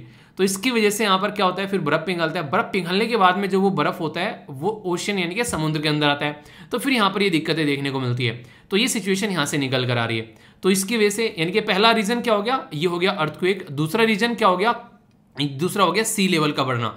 और बाकी रही सही कसर तो यार हम भी पूरी करते हैं ना, इंसान यानी कि ह्यूमन की वजह से जो चीजें होती हैं। तो लगभग ये बोला गया कि ह्यूमन एक्टिविटी ने भी रोल प्ले किया है, लगभग 27% के करीब जो यहाँ पर ये फॉरेस्ट खत्म हुए हैं उसमें इंसानों ने भी अपना रोल प्ले किया है। यानी कि ऐसा नहीं कि बस यहाँ पर इन्हीं की वजह से दिक्कत हो रही है, नेचुरल चीज़ों की वजह से हम भी वहाँ पर हरकतें कर रहे हैं। तो हमारी हरकतें क्या हैं, जैसे कि हम लोग वाटर को डाइवर्ट कर रहे हैं, कई बार तो पानी को इधर से उधर ले जाने का काम कर रहे हैं, ठीक है। इसी के साथ में हम लोग अपनी एग्रीकल्चर जो है यानी कि एक तरीके से जो लैंड है नॉर्मल, वहाँ पर उसको मैं एग्रीकल्चर में कन्वर्ट कर रहे हैं। आप लोगों ने देखा होगा ना, कई बार आसपास में कोई जोड़ था, तालाब था, भर भर कर मिट्टी, वहाँ पर घेर बना दिया, अब कबड्डी खेलते हैं वहाँ पर बैठकर। ये तो फिर भी सही है, चलो लोग अपने फायदे के लिए कर रहे हैं। अभी पता नहीं कहाँ की एक न्यूज़ थी, वहाँ पर गवर्नमेंट के द्वारा काम किया गया, तालाब को भर के पुलिस स्टेशन बना दिया उसके ऊपर ठीक है, अब कर लो क्या करना है। तो ये ऐसी ऐसी हरकतें जो हैं आप लोगों को देखने को मिलती है नॉर्मली, तो इसकी वजह से यहाँ से दिक्कतें निकल कर आती है। और मैंग्रोव्स जो फॉरेस्ट है वो काफ़ी इंपॉर्टेंट है। अगर बात करें आप लोगों से पूछा जाए तो ये एक तरीके से काफ़ी सारे जो जीव जंतु यहाँ पर आप लोगों को देखने को मिलते हैं इसके अंदर में। तो यहाँ पर नॉर्मली अगर आप लोग पेड़ पौधों की आकृति देखोगे तो कुछ इस तरीके की आप लोगों को यहाँ पर कई बार देखने को मिलती है, जैसे मैंग्रोव्स टाइप में। अगर आप लोग यहाँ पर देखें, ये नहीं होगा यहाँ पर जैसे कई बार सुना होगा ना कि ये दलदली फॉरेस्ट है, एनसीईआरटीज़ में भी आप लोगों ने इसको पढ़ा होगा कि ये दलदली फॉरेस्ट है। और इनकी एक प्रवृत्ति होती है कि ये जैसे पेड़ होते हैं, इन्हीं में से अलग अलग तरीके इस तरीके जो पेड़ हैं जड़ टाइप की निकलने लगती है। नॉर्मली इसको क्या बोलते हैं, इसको विविपोरस के नाम से जानते हैं, ठीक है। तो यानी कि जो ये पर्टिकुलर ये फॉरेस्ट वाला जो एरिया होता है इस तरीका जो ये मैंग्रोव्स फॉरेस्ट होते हैं, तो ये झुंड बनाकर आप लोग बोलते हैं, तो इनमें से अलग अलग निकलते रहते हैं इस तरीके से, जो विविपोरस नाम इसको दे दिया जाता है, ठीक है। तो ये बड़ी ही डिफरेंट तरीके की एक स्ट्रक्चर आप लोगों को देखने को मिलती है। तो ये बट नहीं निकलते, जैसे आप लोगों ने, चलो एक उदाहरण के तौर पर देता हूँ, गन्ना कितने खेतों में गन्ना उगाया है, ठीक है। तो आप लोग देखा होगा वो बोलते हैं गन्ने की आंख है, इसी में से गन्ना निकलेगा। तो वो तरीके की चीज़ें आप लोगों को यहाँ पर देखने को मिलती है, ठीक है। तो कई बार ये एक्सट्रीम कंडीशन में भी सर्वाइव कर जाते हैं, पर वही है, एक थप्पड़ मारोगे सही है भाई साहब, दूसरा मारोगे ठीक, फिर क्या करेंगे, फिर तो वही संजय दत्त वाली बात कि गांधी जी ने कहा था कि एक थप्पड़ तो मार लो, झेल जाएंगे, दूसरे मारे तो फिर उल्टा पकड़ के तुम भी उसको पटक दो। तो ये वाली बात है। तो एक तरीके से इनकी रूट जो है, यहाँ पर जो रूट है वो सबमर्ज रहती है पानी के अंदर में, पर लेकिन जब पता चला पूरा ही पेड़ डूब गया है तो फिर दिक्कतें देखने को मिलती है, ठीक है। तो कंडीशन खराब होने लगती है काफ़ी ज़्यादा, तो उसकी वजह से सिचुएशन खराब होती है। और इसी की वजह से यहाँ पर इनकी जो ये खत्म हुए हैं यहाँ से, ये इसी की वजह से यहाँ पर ये पर्टिकुलर एरिया से खत्म भी हुए हैं। और एक बात बता दूं, कोई भी अगर नेचर के अंदर में कोई कुछ ऐसी चीजें हो रही है ना, उसके पीछे कोई ना कोई रीजन होता है। जैसे यहाँ पर ये इस तरीके जो ये सींग निकले हुए हैं, इसके पीछे रीजन क्या होता है, ये काफी इंटरेस्टिंग है। आप लोगों को जानकर भी थोड़ा सा वो लगे कि नेचर अपने आप में कितनी खूबसूरती में रहती है। जो मैंग्रोव फॉरेस्ट जहां पर रहते हैं वो एक तो सोल्टी एरिया होता है काफी ज्यादा, और ऑक्सीजन की लेवल वहां पर काफी कम होता है। और भाई साहब, पेड़ों को सर्वाइव करने के लिए ऑक्सीजन की जरूरत पड़ती है, उनकी जो रूट्स होती हैं उनको, तो इसकी वजह से वो ना बाहर निकल कर आने लगती है ऑक्सीजन लेने के लिए। तो इसकी वजह से यहाँ पर आप लोगों को देखने को मिलेगा कि जो ऑक्सीजन नहीं हो पाता है वहां पर, उसकी वजह से कम रहता है, तो लिमिटेड या फिर नील के बराबर होती है। तो उसी की वजह से जो स्पेशल रूट्स जो होती हैं वो बाहर निकल कर आते हैं कि नहीं कहते बाहर निकल के पानी में बहुत देर तक मुंह रखा फिलाए, सांस आ गया, ठीक है, तो सांस लेने बाहर आती है, ठीक है। तो ये स्ट्रक्चर आप लोग यहाँ पर इनकी इसलिए देखने को मिलती है। सी के लिए शब्द यूज किया गया यहाँ पर जो पर्टिकुलर जिसको बोलते हैं न्यूमेटोफोरस, ठीक है। तो अगर कोई आप लोगों से पूछ ले न्यूमेटोफोरस क्या होता है, तो यहाँ पर ये जो कि सांस लेने का काम करते हैं इस तरीके से, तो ये आप लोगों के लिए यहाँ पर एक काफी इंटरेस्टिंग ये एक नहीं कॉन्सेप्ट टाइप में क्वेश्चन यहाँ पर बन जाएंगे, छोटे से एक वर्ड के टाइप में, ठीक है। तो जैसे पूछ लिया न्यूमेटोफोरस क्या होता है, तो विविफोरस क्या होता है, तो ये सीड जर्मिनेशन होता है जो कि स्टिल अटैच टू द जो ट्रीज रहते हैं उसके साथ में जो जड़ें कनेक्ट होती हैं, यहाँ पर एक तरीके से आप लोग बोल सकते हैं एक तरीका स्ट्रक्चर होता है। हालांकि आगे चल के डिटैच होकर एक नया प्लांट बन जाता है, पर लेकिन ये जो कंडीशन होती है इसको आप लोग न्यूमेटोफोरस बोलते हैं, ठीक है। तो दोनों में कंफ्यूज नहीं होना चाहिए, इसको माइंड में क्लियर रखे चलिएगा। अब यहां से कई बार क्वेश्चन पूछ लेता है, ये मैंग्रोव फॉरेस्ट के बारे में आप लोगों ने बातें तो कर ली, पर लेकिन इसके बारे में अगर कोई पूछ ले कि ये कहाँ कहाँ पर हमारे देश में पाए जाते हैं, तो ऐसे क्वेश्चन कई बार आप लोगों के एग्जाम में बन जाते हैं कि ये बताओ कि कौन से एरिया में मैंग्रोव फॉरेस्ट पाए जाते हैं, कितना एरिया कवर्ड है। अगर उसके बारे में कोई आप लोगों से पूछने लगे तो उसके बारे में कुछ बेसिक बातें मैं आप लोगों को बता देता हूँ। हमारे देश में सबसे ज्यादा जो मैंग्रोव फॉरेस्ट या दलदली फॉरेस्ट पाए जाते हैं वो सुंदरवन डेल्टा यानी कि वेस्ट बंगाल के अंदर आप लोगों को देखने को मिलेंगे। दूसरे नंबर पर जो सबसे ज्यादा आप लोगों को देखने को मिलते हैं वो है गुजरात वाले एरिया में। तीसरे नंबर पर आंध्र प्रदेश, फिर अंडमान निकोबार, चौथे नंबर पर आंध्र प्रदेश और फिर उड़ीसा। एटलीस्ट 5 तो आप लोग कम से कम याद रखने हैं, ठीक है। तो ये वो एरिया है जहां पर ये मैंग्रोव फॉरेस्ट पाए जाते हैं। तो यहां से कई बार आप लोगों से क्वेश्चन भी पूछा जाता है, इवन यूपीएससी ने भी यहां से क्वेश्चन आप लोगों से पूछा है, ठीक है। तो यूपीएससी को लगा कि बढ़िया मौका है, चौका मार लो, तो इसलिए यहां से क्वेश्चन तैयार करके चला गया। तो ये स्लाइड इसलिए काफी इंपॉर्टेंट है, इसके बारे में याद रखिएगा। टोटल दुनिया में मैंग्रोव फॉरेस्ट जो है तो उनका एरिया अगर आप लोग देखोगे तो 1,50,000 स्क्वायर किलोमीटर है, ठीक है। तो ये याद रखिएगा। और एशिया में सबसे लार्जेस्ट है मैंग्रोव फॉरेस्ट, और एशिया में भी साउथ एशिया में अगर बात करें 6.8 of the world mangrove forest आप लोगों को देखने को मिलेंगे। और साउथ ईस्ट एशिया के अंदर जब आप लोग जाएंगे तो अकेले इंडिया के अंदर में 45% है। तो इसलिए आप लोग अंदाजा लगा सकते हैं कि नासा अपनी दूरबीन लेकर हमारे एरिया में क्यों आया, क्योंकि उसको पता है कि सबसे ज्यादा जो माल पानी जो है मैंग्रोव फॉरेस्ट का वो हमारे पास में है। आप लोगों को पता है कि अभी रिसेंटली जो इंडिया स्टेट फॉरेस्ट रिपोर्ट आई उसके हिसाब से अगर बात करें तो 4,992 स्क्वायर किलोमीटर जो कि 0.15 है कंट्री के टोटल जियोग्राफिक एरिया, तो वहां पर आप लोगों को ये मैंग्रोव फॉरेस्ट देखने को मिलते हैं, ठीक है। लार्जेस्ट मैंग्रोव फॉरेस्ट मैंने अभी बताया आप लोगों को, ये याद रखिएगा, इंटरेस्टिंग क्वेश्चन बन जाएगा। ये मत बोलना फिर क्वेश्चन कहां से बन गया, भाई साहब यहां से बन गया, बोलेंगे कि बता दीजिए सबसे ज्यादा कहां पर है। तो वेस्ट बंगाल में जो सुंदरवन डेल्टा है, और इसका नाम सुंदरवन क्यों रखा गया, क्योंकि बहुत ही खूबसूरत है ये। ऐसा नहीं है, यहाँ पर सुंदरी नाम का एक ट्री पाया जाता है जिसके नाम पर इसका नाम रखा गया, ठीक है। तो लार्जेस्ट मैंग्रोव्स है, और ये कहां पर, इंडिया के अंदर में। अरे ना बाबा ना, इंडिया के अंदर नहीं, पूरी दुनिया के अंदर में, ठीक है। तो पूरी दुनिया में सबसे ज्यादा आप लोगों को ये देखने को मिलेगा। तो यूनेस्को की जो वर्ल्ड हेरिटेज साइट है उसमें भी ये लिस्टेड है, तो इससे आप लोग अंदाजा लगा सकते हैं, ठीक है। तो ये याद रखिएगा। इसी के साथ में अगर आप लोग आगे बढ़ेंगे तो भितरकनिका मैंग्रोव्स यानी कि जो दलदली फॉरेस्ट है उसके बारे में आप लोगों ने सुना होगा। ये सेकंड लार्जेस्ट फॉरेस्ट आप लोगों को देखने को मिलेगा इंडिया के अंदर। कहां पर है, उड़ीसा के अंदर में। तो अगर आप लोग उड़ीसा वासी हैं तो आप लोग इसके याद रखिए, क्वेश्चन बन सकता है। कंफ्यूज मत हो जाना, आप लोग बोलने लगोगे सर अभी तो बोला था आपने पहले नंबर पर वेस्ट बंगाल है, दूसरे पर गुजरात है। भैया वो एरिया के बारे में मैंने बोला था, ठीक है। तो यहाँ पर मैं कह रहा हूँ कि फॉरेस्ट वाला जो पर्टिकुलर एरिया है वहां पर एक पर्टिकुलर फॉरेस्ट के बारे में जो बात करूँ वहां पर टोटल एरिया के बारे में बात की जा रही है स्टेट की, ठीक है। तो कंफ्यूजियाना नहीं है, खुद भी नहीं कंफ्यूजियाना और मुझे भी मत कंफ्यूजन में डालना, ठीक है।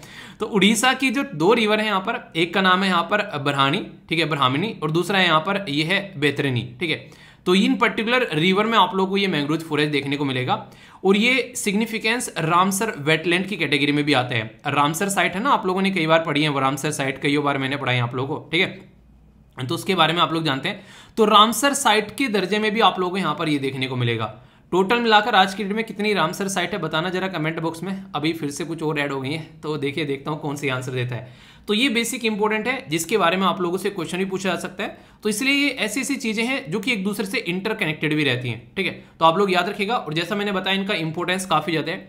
ये बेसिक फूड जो चेन रिसोर्सेज में काफी बड़ा रोल प्ले करते हैं। डिफरेंट तरीके की वेराइटीज ऑफ ऑर्गेनिज्म यहाँ पर पाए जाते हैं, ठीक है। तो ये एक तरीके से काफी इंपॉर्टेंट एरिया माने जाते हैं। खासकर बात करें ऑर्गेनिज्म के पॉइंट ऑफ व्यू से, केमिकल एलिमेंट या फिर न्यूट्रिशन के पॉइंट ऑफ व्यू से कोस्टल एरिया में, तो इनकी काफी इज्जत है इन फॉरेस्ट की, ठीक है।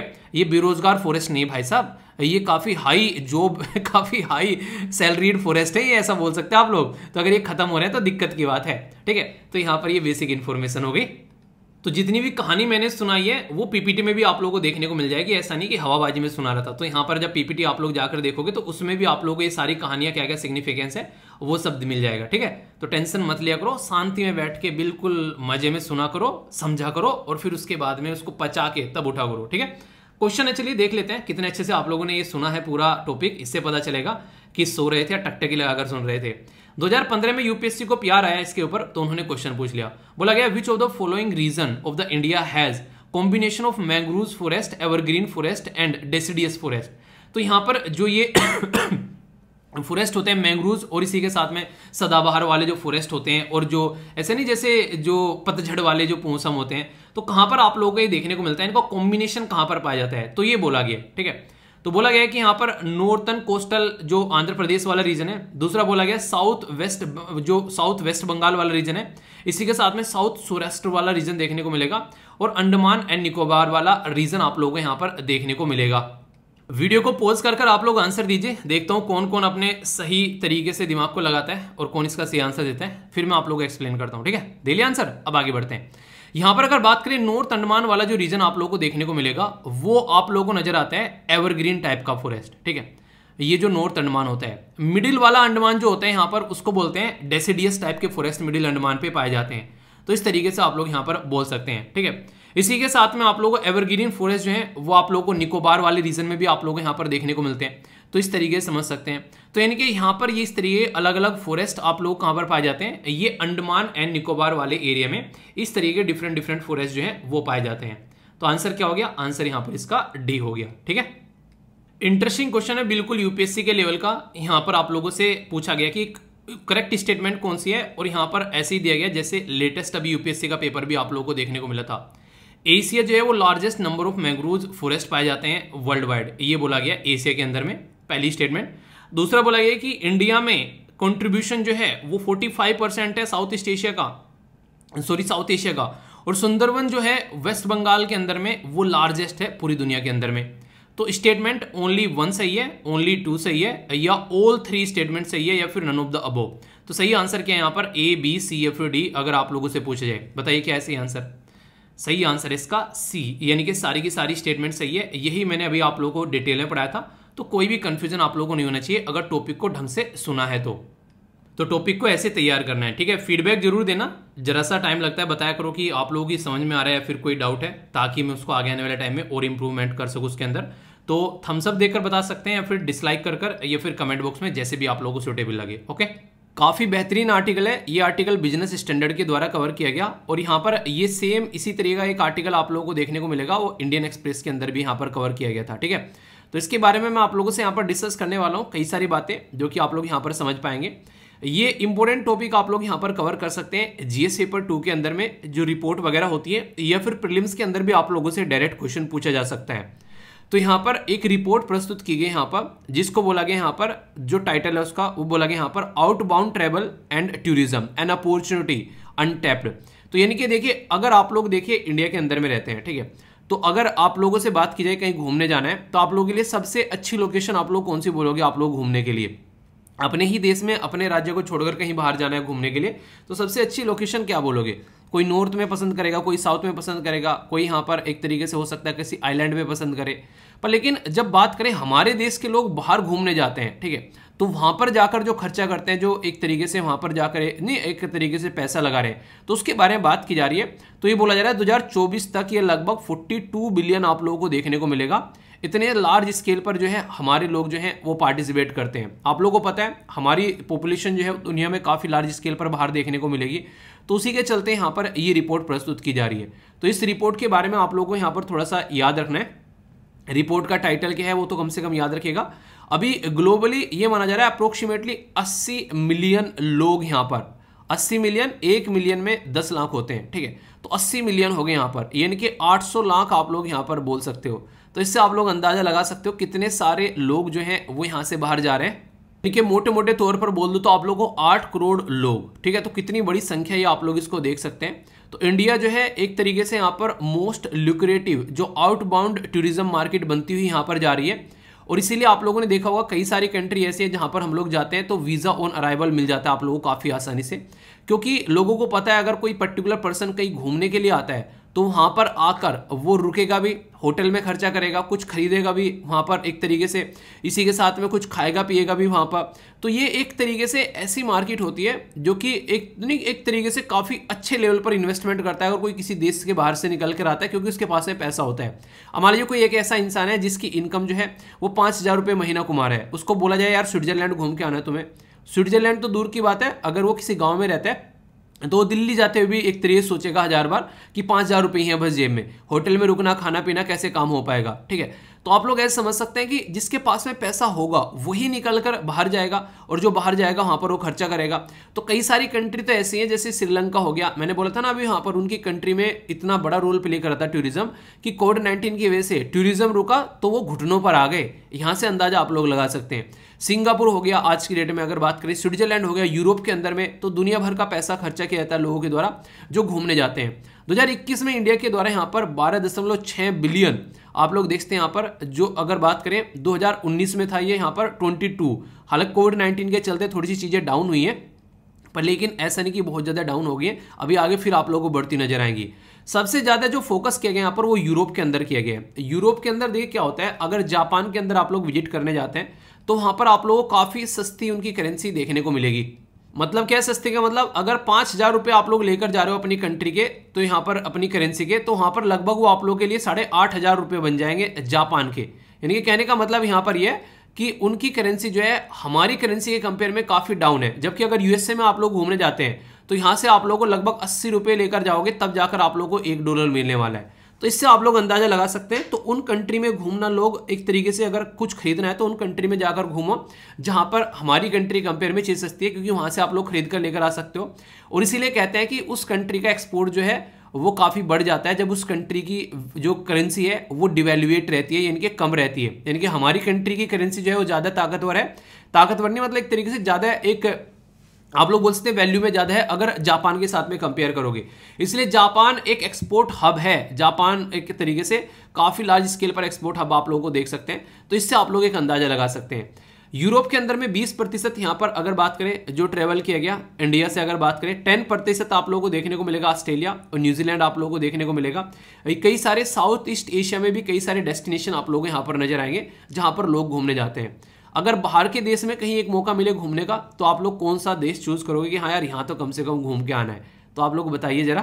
तो कई सारी और चीज़ें हो सकती है, जैसे मान लीजिए यहाँ पर पता चल रहा है कि ये इस देश में ये कंट्री के ये लोग घूमने जा रहे हैं, तो वहाँ पर क्या कर सकते हैं, टूरिज्म फ्रेंडली कंट्री आप लोगों को देखने को मिलती है। तो यहाँ पर कुछ ना कुछ ऐसे एग्रीमेंट उस कंट्री के साथ में किए जा सकते हैं कि हम लोग एक दूसरे के साथ में कि हाँ कि हमारे देश में यहाँ से लोग आएंगे, हमारे देश के लोग वहाँ पर जाएंगे, तुम्हारे देश के लोग हमारे यहाँ पर आएंगे, तो दोनों तरीके से मिलकर काम यहाँ पर किया जा सकता है। और ऐसी कंट्री जो है उनके लिए स्पेशल फैसिलिटीज़ दे सकते हैं कि यहाँ से अगर लोग इतने सारे आ रहे हैं, अगर ये लोग आएंगे तो इनको कई सारी स्पेशल फैसिलिटीज़ मिलेगी, और ये मिलती भी है यहाँ पर। तो इससे दोनों कंट्री के लिए मिल सिचुएशन होती है, तो दोनों कंट्री को फायदा होता है, तो दोनों कंट्री एक तरीके से उस चीज़ों को एंजॉय करती है।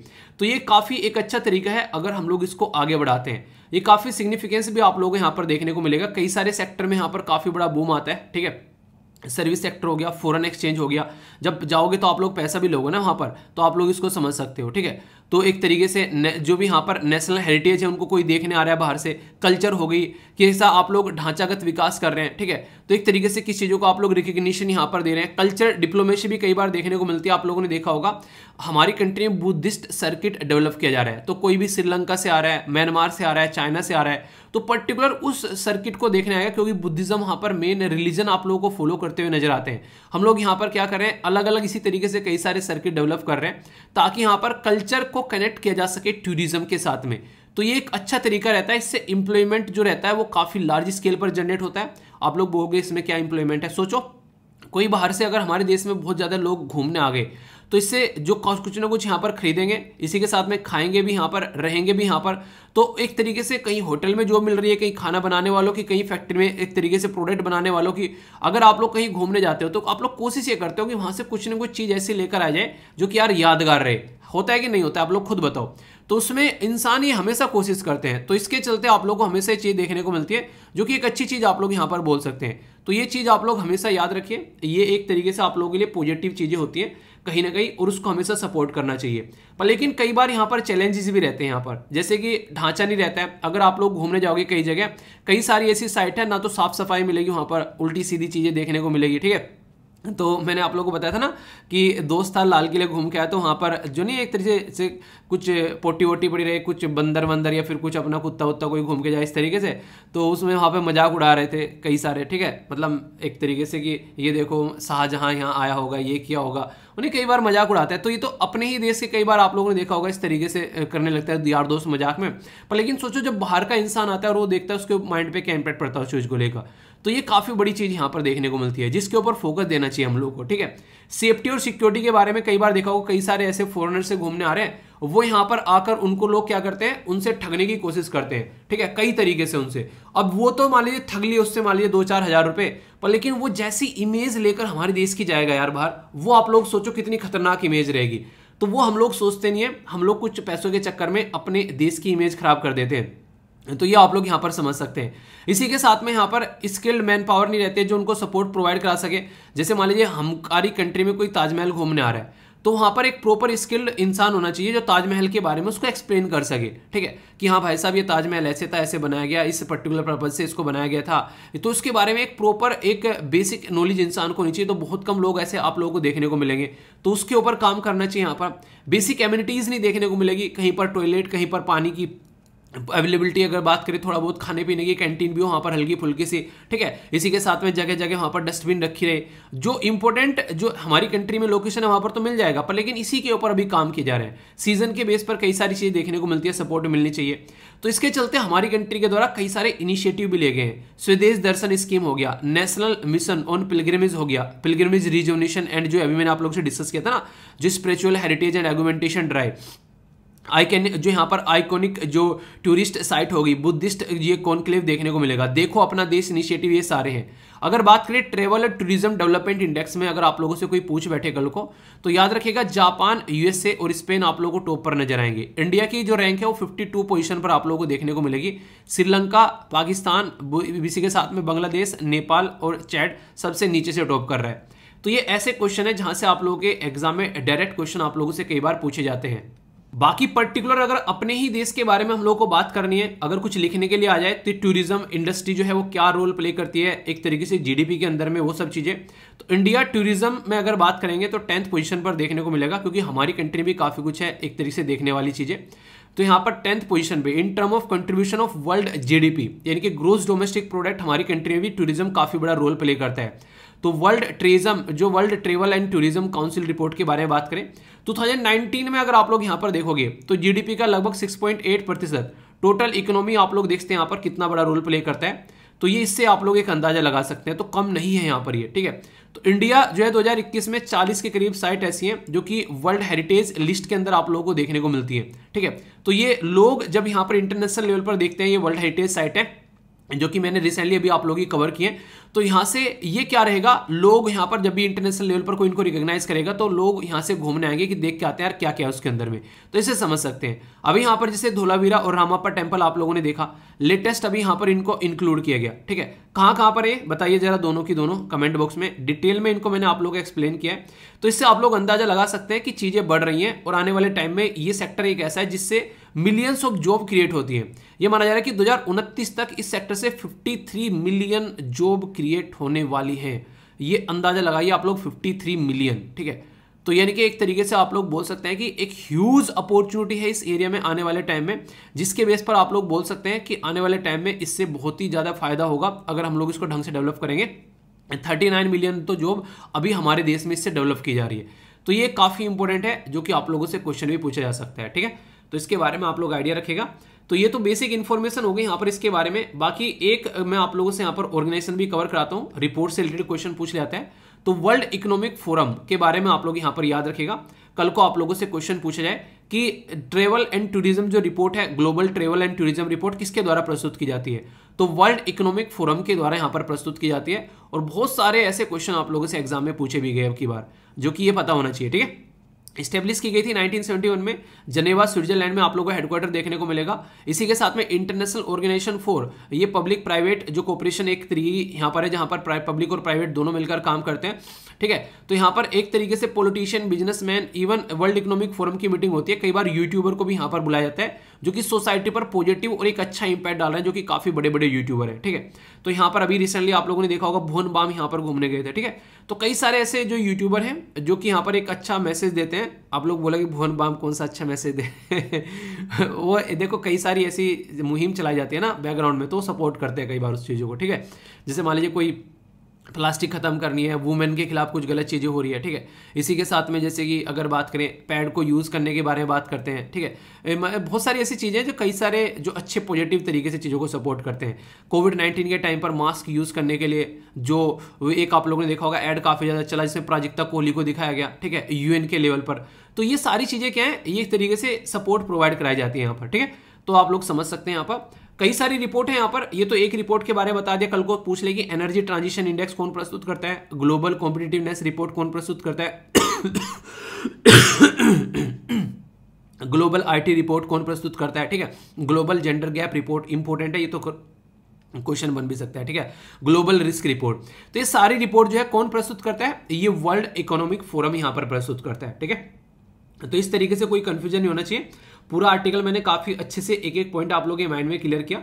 कोई भी डाउट हो तो उसको पूछना है, और इससे क्वेश्चन भी अगर मैं आप लोगों को दे दूं अब लिखने के लिए, तो आप लोग अटेम्प्ट कर पाएंगे, क्योंकि टूरिज्म इन इंडिया सिग्निफिकेंस क्या है, चैलेंज क्या है, क्या क्या इनिशिएटिव है। तो एक बड़ा ही प्यारा सा आंसर आप लोग लिख सकते हैं, कम से कम 200 से 250 शब्द में, ठीक है। तो अगर मैं क्वेश्चन इसके ऊपर दूंगा लिखने के लिए, तो आप लोग अब क्वेश्चन लिख पाओगे, आई होप की, है कि नहीं। देखता हूं कौन कौन अच्छे से लिखेगा। चलिए एक क्वेश्चन पूछ भी लेता हूं आप लोगों से, ये भी आप लोगों को अटेम्प्ट करना है। बात की जा रही है कि वर्ल्ड इकोनॉमिक फोरम जो है उसके द्वारा अगर बात करें कौन कौन सी रिपोर्ट पब्लिश की जाती है, तो बात की जा रही है ग्लोबल जेंडर गैप रिपोर्ट, इसी के साथ में energy transition index, global competitiveness report और ग्लोबल IT रिपोर्ट। तो सही आंसर यहाँ पर क्या है, ए में बोला गया 1 2 3, बी में बोला गया 2 3 4, सी में बोला गया 1 3 4 और डी में बोला गया ऑल ऑफ द अबव।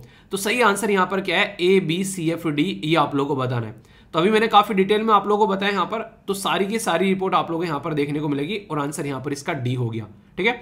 तो इस तरीके से आप लोगों को अब आंसर राइटिंग का भी तैयार हो गया। एक वैसा भी क्वेश्चन आप लोगों से पूछ लिया जो कि यहाँ पर प्रीलिम्स टाइप का, वनडे टाइप का, तो ये भी हो गया। टॉपिक आप लोग इस तरीके से तैयार करके चलो, ताकि कोई भी डाउट आप लोगों को नहीं देखने को मिले, ठीक है। फीडबैक जरूर दिया करो, लाइक डिसलाइक कर बता सकते हैं कि हाँ ये समझ में आया, फिर नहीं, ताकि उसको और इंप्रूव किया जा सके, ओके। चारों तरफ यही शोर, कैसे क्लीन एनर्जी को लाएं अपनी ओर, कोयले से हो गए सबके सब बोर, ऐसी कंडीशन आप लोगों को देखने को मिल रही है। यानी कि कोयले ने सबकी खस्ता हालत कर डाली, तो इसलिए सब फोकस कर रहे हैं कि रिन्यूएबल एनर्जी के ऊपर फोकस किया जाए, जिसको आप लोग अक्षय एनर्जी के नाम से भी आप लोग जानते हैं। और हमारे देश ने भी टारगेट रखा है इसके ऊपर कि 50% क्लीन एनर्जी लेकर आएंगे, ठीक है। और 500 गीगावाट हम लोग रिन्यूएबल एनर्जी की ओर टारगेट रखे हुए हैं 2030 तक का। तो ये डेडलाइन है हमारे देश के अंदर में। तो ये ऐसा एक इशू है जो कि रेगुलरली आप लोगों को न्यूज में देखने को मिलता है। तो इसके बारे में एक हल्की सी इंफॉर्मेशन आप लोगों के पास में होनी चाहिए, ठीक है। तो यहाँ पर अगर बात करें आखिर न्यूज में क्यों आ गया, पहले तो ये पता होना चाहिए। तो न्यूज में आ गया हमारी कंट्री में जो मिनिस्टर हैं, जो कि power and new renewable energy minister हैं RK सिंह साहब, उनके द्वारा यहाँ पर स्टेटमेंट दी गई है कि इसको जल्दी ही अचीव किया जाएगा। और आप लोगों को पता है प्राइम मिनिस्टर मोदी जी भी जो है वो वादे करके आए थे यहाँ पर ग्लासगो के अंदर जब गए थे यहाँ पर, जिसमें बात की थी ना कि 2070 तक हम लोग को 0 एमिशन करना है। तो ये भी एक मुद्दा भी आप लोगों को देखने को मिल रहा है। तो यहाँ पर ये आता है कि ये रिन्यूएबल एनर्जी जो होती है इसमें क्या क्या सोर्सेज आते हैं। देखिए नाम से ही रिन्यूएबल लग रहा है, इसका मतलब ये हो गया कि छिपकली की पूंछ है, काटो फिर से निकल आएगी, तो वो वाली कंडीशन आप लोगों को देखने को मिलेगी। तो रिन्यूएबल एनर्जी छिपकली की पूंछ जैसी ही है। जैसे अगर बात करूं, आप लोगों को क्या लगता है कि सूरज की रोशनी जो है अगर उसको आप लोग इस्तेमाल करना, यूज करना स्टार्ट कर दे तो क्या वो खत्म हो जाएगी? नहीं यार, 2 किलो सूरज बचा हुआ है, खत्म हो जाएगा भाई साहब, अभी नहीं यूज करते हैं। अबे जादू थोड़ी ना है, जादू की एनर्जी खत्म हो रही है तो सूरज है वो चलता रहेगा अपना, ठीक है। तो उसकी पृथ्वी के ऊपर जो रोशनी पड़ रही है, अब कितना भी इस्तेमाल कर लो उसको, ठीक है, ना कहीं खोदना है, ना कहीं बैटरी रिचार्ज करके आप लोगों को बनाना है उसको, मतलब सूरज की किरणें आ रही हैं धरती पर, नेचुरली आ रही हैं, तो कितनी भी यूज कर सकते हो आप लोग। तो ये रिन्यूएबल एनर्जी कैटेगरी में आ गया। अब मान लीजिए एक हवा निकल कर आई, वो हवा जो है उसको हम लोगों ने पंखा चलाया और टरबाइन घुमा लिया, तो ये क्या बन गया? हमारे लिए एनर्जी बन गई। अब यहाँ पर ये थोड़ा ना बोलेगा पाकिस्तान ये मेरी हवा है, इससे तुम एनर्जी मत बनाना, ठीक है, मेरी तरफ से आई हवा है ये, ठीक है। हम लोग बोलेंगे भाई साहब हमारी तो पता नहीं, हमारी तरफ से हवा पानी पता नहीं क्या क्या लेते हो तुम, ठीक है। तो ये चीजें होगी। ऐसे ही पानी हो गया, ठीक है, तो पानी यूज किया जाता है, ठीक है, जियोथर्मल जो कि जमीन के अंदर से एनर्जी निकलती है, और बायोमास। तो यानी कि ये सारी जो एनर्जी होती है ये रिन्यूएबल एनर्जी कैटेगरी में आती है। इसका मतलब ये है कि अगर इनसे एनर्जी क्रिएट करोगे तो ये खत्म नहीं होंगे, ये अपने आप फिर से क्रिएट हो जाते हैं। तो ये ऐसी चीजें आप लोगों को देखने को मिलती है। तो जैसे हमारे देश में अगर कोई पूछने लगे कि हम लोग कैसे इसको इस्तेमाल कर रहे हैं, कितना कितना इसका इंजॉयमेंट हमारा चल रहा है अभी, तो विंड जो है वो लगभग 40 गीगावाट है, सोलर जो है 50 गीगावाट, बायोस्फीयर जो है वो लगभग 10, स्मॉल हाइड्रल पावर लगभग 4 के करीब है, और लार्ज हाइड्रो पावर लगभग 46 के करीब है। तो टोटल मिलाकर 150 के करीब कैपेसिटी हम लोगों ने अपनी रिन्यूएबल एनर्जी से बना रखी है। तो ये काफी अच्छा है कि हम लोग इसके ऊपर काम कर रहे हैं। और सोलर एनर्जी तो एक ऐसी चीज है कि इसका जितना इस्तेमाल करो उतना कम है, ऊपर से कोई पोल्यूशन भी नहीं है। वो अलग चीज है कि पोल्यूशन जो होगा वो सोलर प्लेट वगैरह उनको इस्तेमाल नहीं करना, तोड़ फोड़ के फेंक दिया तो वो एक तरीके से इलेक्ट्रॉनिक वेस्ट क्रिएट हो सकता है। पर लेकिन वैसे जैसे हम लोग नहीं ईंधन जलाते हैं, लकड़ी जला दी, उसमें से दुनिया भर का धुआं निकल रहा है, ठीक है, कोयला इस्तेमाल कर रहे हैं, तो वो सारी चीजें खतरनाक हो जाती है, ठीक है। तो इसी के चलते यहाँ पर हमारी कंट्री में अभी कुछ अप्रूवल भी दिया गया अलग अलग एरिया में, जिसमें यहाँ पर आने वाले टाइम में और काम होगा। यहाँ पर सोलर पार्क बनाए जा रहे हैं अलग अलग कई सारे एरिया में। और वर्ल्ड का लार्जेस्ट जो रिन्यूएबल एनर्जी पार्क है लगभग 30 गीगावाट सोलर पार्क, ठीक है, ये अभी गुजरात के अंदर इंस्टॉल किया गया। तो हमारी कंट्री में कई सारे बड़े बड़े पार्क बनाए जा रहे हैं, जिसके चलते हम लोग सोलर एनर्जी का इस्तेमाल करने की बात कर रहे हैं। इससे वो बातें होती है कि आम के आम और गुठलियों के दाम, यानी कि एनर्जी की एनर्जी बन गई ना, तो किसी से खरीद के लेकर आनी पड़ी कि हाँ भाई कच्चा तेल है यार, खरीद के लेकर आएंगे, रसिया से खरीद के लेकर आएंगे, हम किसी और कंट्री से खरीदना ही क्या। सूरज देवता ये कहते हैं कि भाई साहब लो अपना एंजॉय करो, किसी से बातें नहीं करनी है, अपने घर की छत पर लगाओ और एंजॉय करो। इवन सरकार से बातें नहीं करनी, अपना खुद का लगा लो आप लोग सोलर पैनल जाकर, और अपनी बिजली बनाओ, बिजली का बिल देने की कोई जरूरत ही नहीं है, बस एक बार मुझे खरीद कर लेकर आ जाओ सोलर पैनल को, यानी कि फिर एंजॉय करो अपनी लाइफ में। तो ये सिचुएशन आप लोग यहाँ पर समझ सकते हैं। तो ये एक तरीके से उन एरिया में भी हम लोग इलेक्ट्रिसिटी पहुंचा सकते हैं जिन एरिया में हम लोग बिजली के खंभे नहीं लगा सकते हैं। तो ये सबसे आसान तरीका है वहां पर कि सोलर पैनल ले जाके रख दो, धूप आएगी, वैसे ही अपना काम स्टार्ट हो जाएगा। तो है ना बढ़िया तरीका। फिर भी कटप्पा ने बाहुबली को क्यों मारा, यानी कि फिर भी कोई ना कोई चैलेंज होगा इसके अंदर। तो हाँ बिल्कुल चैलेंज है। तो कटप्पा कौन है यहाँ पर? कटप्पा है यहाँ पर कि हमारी कंट्री के अंदर में जो कैपेसिटी है डोमेस्टिक प्रोडक्शन की वो काफी कम है। अगर बात करें मैन्युफैक्चरिंग कैपेसिटी जो है वो लगभग 15 गीगावाट पर ईयर है, ठीक है, पर लेकिन डोमेस्टिक जो प्रोड्यूस किया जा रहा है वो 3.5 ओनली प्रोड्यूस यहाँ पर किया जा रहा है, यानी कि प्रॉपर कैपेसिटी का इस्तेमाल नहीं किया जा रहा है। जो फोटोवोल्टिक सेल होती हैं, रीजन क्या है? रीजन और भी कई सारे हैं। अगर सबसे बड़ी बात मैं बोलूं कि सिलिकॉन जो इसके अंदर यूज किया जाता है वो इसी के साथ में जो मोस्ट एक्सपेंसिव रॉ मटेरियल ये नॉट मैन्युफैक्चर्ड इन इंडिया, यानी कि बाहर से हम लोग को लाना पड़ता है। 100% सिलिकॉन वेफर जो है हम बाहर से लेकर आते हैं और लगभग 80% जो है वो सेल लेकर आते हैं। तो आप लोग ये बताओ, ये तो बिल्कुल यही वाली बात होगी कि हम लोगों को घर बनाना है अपना, और भाई साहब हमारे पास में तो कुछ है ही नहीं है, हमारे पास में ना ईंटें हैं, हमारे पास में ना सीमेंट है, ना लकड़ी के दरवाजे और वो सब चीजें हैं, तो कैसे घर बनेगा? सारी चीजें खरीद कर लेकर आनी पड़ेगी, तो इसलिए घर जो है महंगा लगेगा। कई बार क्या होता है, आप लोगों ने अक्सर ऐसा देखा होगा, अगर घर एक जगह से तोड़े दूसरी जगह पर ले जाकर बनाए तो यार उस घर के किवाड़ यूज कर लिए, एक तरीके से सिल्ली गाटर वगैरह वो सारी चीजें यूज कर ली, तो इस तरीके से चीजें चलती है। पर लेकिन अगर सारी चीजें नहीं लानी पड़ जाए तो एक मिडिल क्लास फैमिली को काफी दिक्कत पड़ जाती है। तो वही सिचुएशन आप लोगों को यहाँ पर देखने को मिलती है। तो रॉ मटेरियल जो है जैसे सिलिकॉन एल्यूमिनियम जो है ये काफी इंपॉर्टेंट है यहाँ पर, और ये बाहर से लेकर आना पड़ता है, इंपोर्ट करते हैं 100%। तो ये सबसे बड़ा कटप्पा है यहाँ पर इस पर्टिकुलर एरिया में। तो इसलिए हमारा बाहुबली यानी कि हमारा सोलर एनर्जी सेक्टर जो है वो ढंग से आगे नहीं चल पाता है। कटप्पा को मारने के लिए गवर्नमेंट ने कोई काम किया है? जी हाँ, गवर्नमेंट काम नहीं करेगी तो काम कैसे चलेगा? ऐसे ऐसे कटप्पाओं से गवर्नमेंट ही निपटती है। इसीलिए गवर्नमेंट के द्वारा कई सारी चीजें जो है यहाँ पर प्रोवाइड कराई जाती है। जैसे एक PLI स्कीम है, ये इतनी ज्यादा न्यूज में रही, इसके ऊपर कई क्वेश्चन भी बन गए। फुल फॉर्म बताओ चलो इसकी। इसको बोलते हैं प्रोडक्ट लिंक इंसेंटिव। यानी कि अगर कोई प्रोडक्ट आप लोग बना रहे हैं, जैसे मैं बोलूँ कि आप लोग जो है बच्चों को जाकर पढ़ाई जो है करवाना स्टार्ट करो, आप लोग बोलोगे सर किताबें चाहिएगी, मैंने कहा चलो ठीक है, इकट्ठा करके पैसे किताबें इकट्ठा करते हैं, फिर सबको जो भी पढ़ाएगा उसको किताबें दे देंगे बच्चों को, ठीक है। तो इस तरीके से क्या हो गया कि सपोर्ट प्रोवाइड करा दिया। तो गवर्नमेंट क्या बोलती है कि तुम्हारा जितना खर्चा आ रहा है यहाँ पर, उसमें से कुछ सपोर्ट जो है वो हम प्रोवाइड करा देंगे। जैसे टैक्स मान लीजिए 18% लग रहा है, ठीक है, तो ऐसा करो चलो तुम 12% दे दो, 6% की हम तुमको छूट दे देते हैं यहाँ पर। तो ये एक इंसेंटिव हो गया एक तरीके का, ठीक है। तो इससे सपोर्ट मिल जाता है। डोमेस्टिक कंटेंट रिक्वायरमेंट, अगर डोमेस्टिकली जो चीजें मिल जा रही हैं उनका इस्तेमाल करके बना रहे हैं तो वो भी एक अच्छा रहता है, तो इसके ऊपर ही फोकस किया जाता है, ठीक है। इसी के साथ में बेसिक कस्टम ड्यूटी, जो अगर बात करें imposition basic custom duty on import of solar जो फोटोवोल्टिक होती है, ठीक है, ठीक है, सेल। तो इससे क्या रहता है, गवर्नमेंट के द्वारा अनाउंस किया गया कि बेसिक कस्टम ड्यूटी लगाई जाएगी, ठीक है, ऑन इंपोर्ट, ठीक है।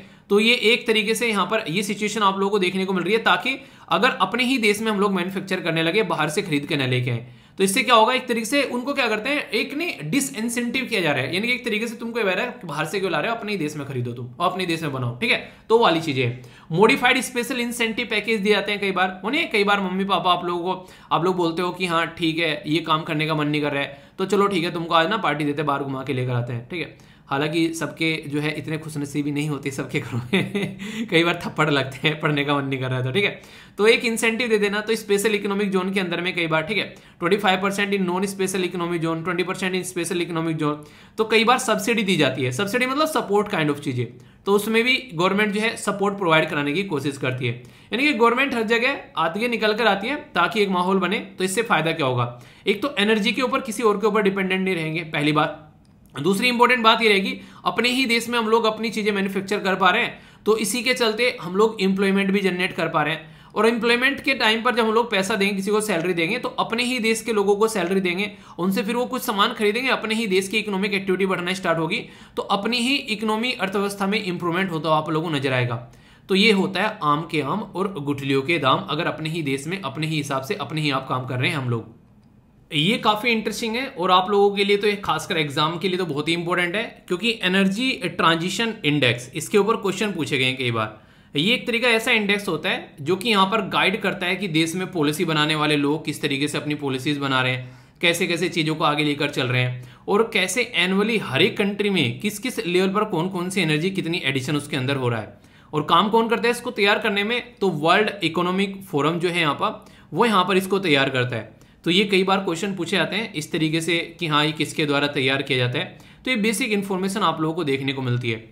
तो इसके चलते एक तरीका जो डिसीजन मेकर है, एक कॉम्प्रिहेंसिव ग्लोबल इंडेक्स का पता चलता है कौन कौन कैसे कर रहा है। उन्हें कहते हैं दूसरों की गलतियों सीख कर फिर आगे बढ़ो, यहाँ पर तो उस तरीके से समझ सकते हैं।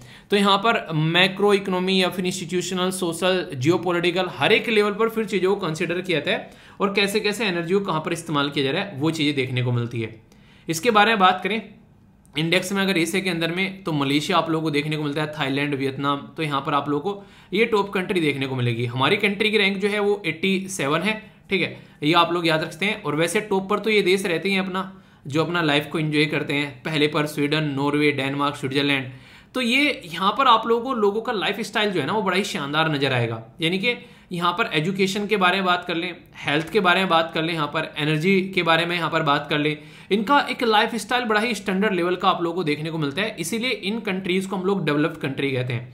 हमारे देश में भी टारगेट रखा गया ना कि 2047 तक हम लोग अपने देश को डेवलप बनाएंगे, तो वो यहाँ पर ये ऑलरेडी उस कैटेगरी में हैं। इसीलिए आप लोगों ने देखा होगा अक्सर इंडिया से जो लोग हैं वो छोड़ कर क्या करते हैं कि हाँ यार हम लोग यूएस से जाएंगे, यूरोप जाकर रहेंगे, ठीक है। अभी तो ऐसी भी न्यूज़ आ रही थी कि जो यूएसए के लोग छोड़कर यूरोप में जाने लगे, और ये सारी कंट्री कहाँ पर है, ये आप लोगों को मैक्सिमम आप लोगों को यूरोप में देखने को मिलेगी, ठीक है।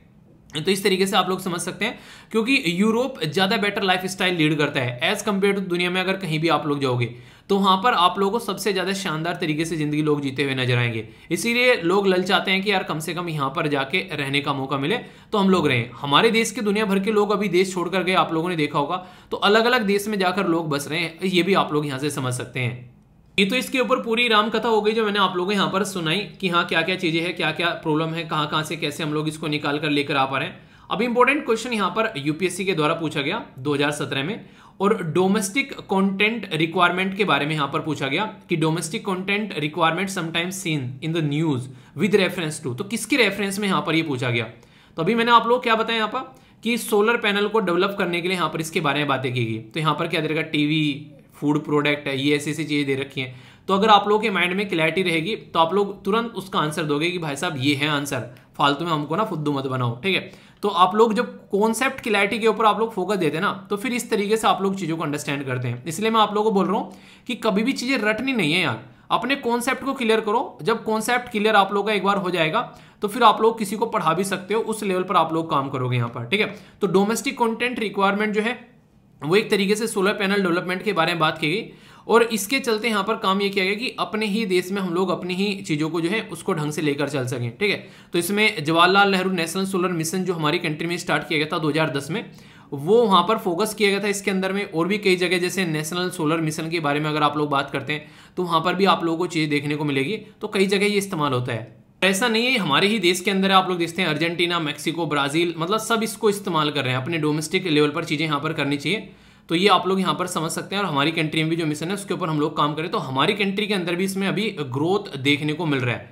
तो ये एक तरीके से आप लोग बोल सकते हैं कि अपने ही घर में उगाओ और अपने ही घर में खाओ और जिंदगी को मजे करो, ठीक है। ऐसे आप लोग अंडरस्टैंड कर सकते हैं।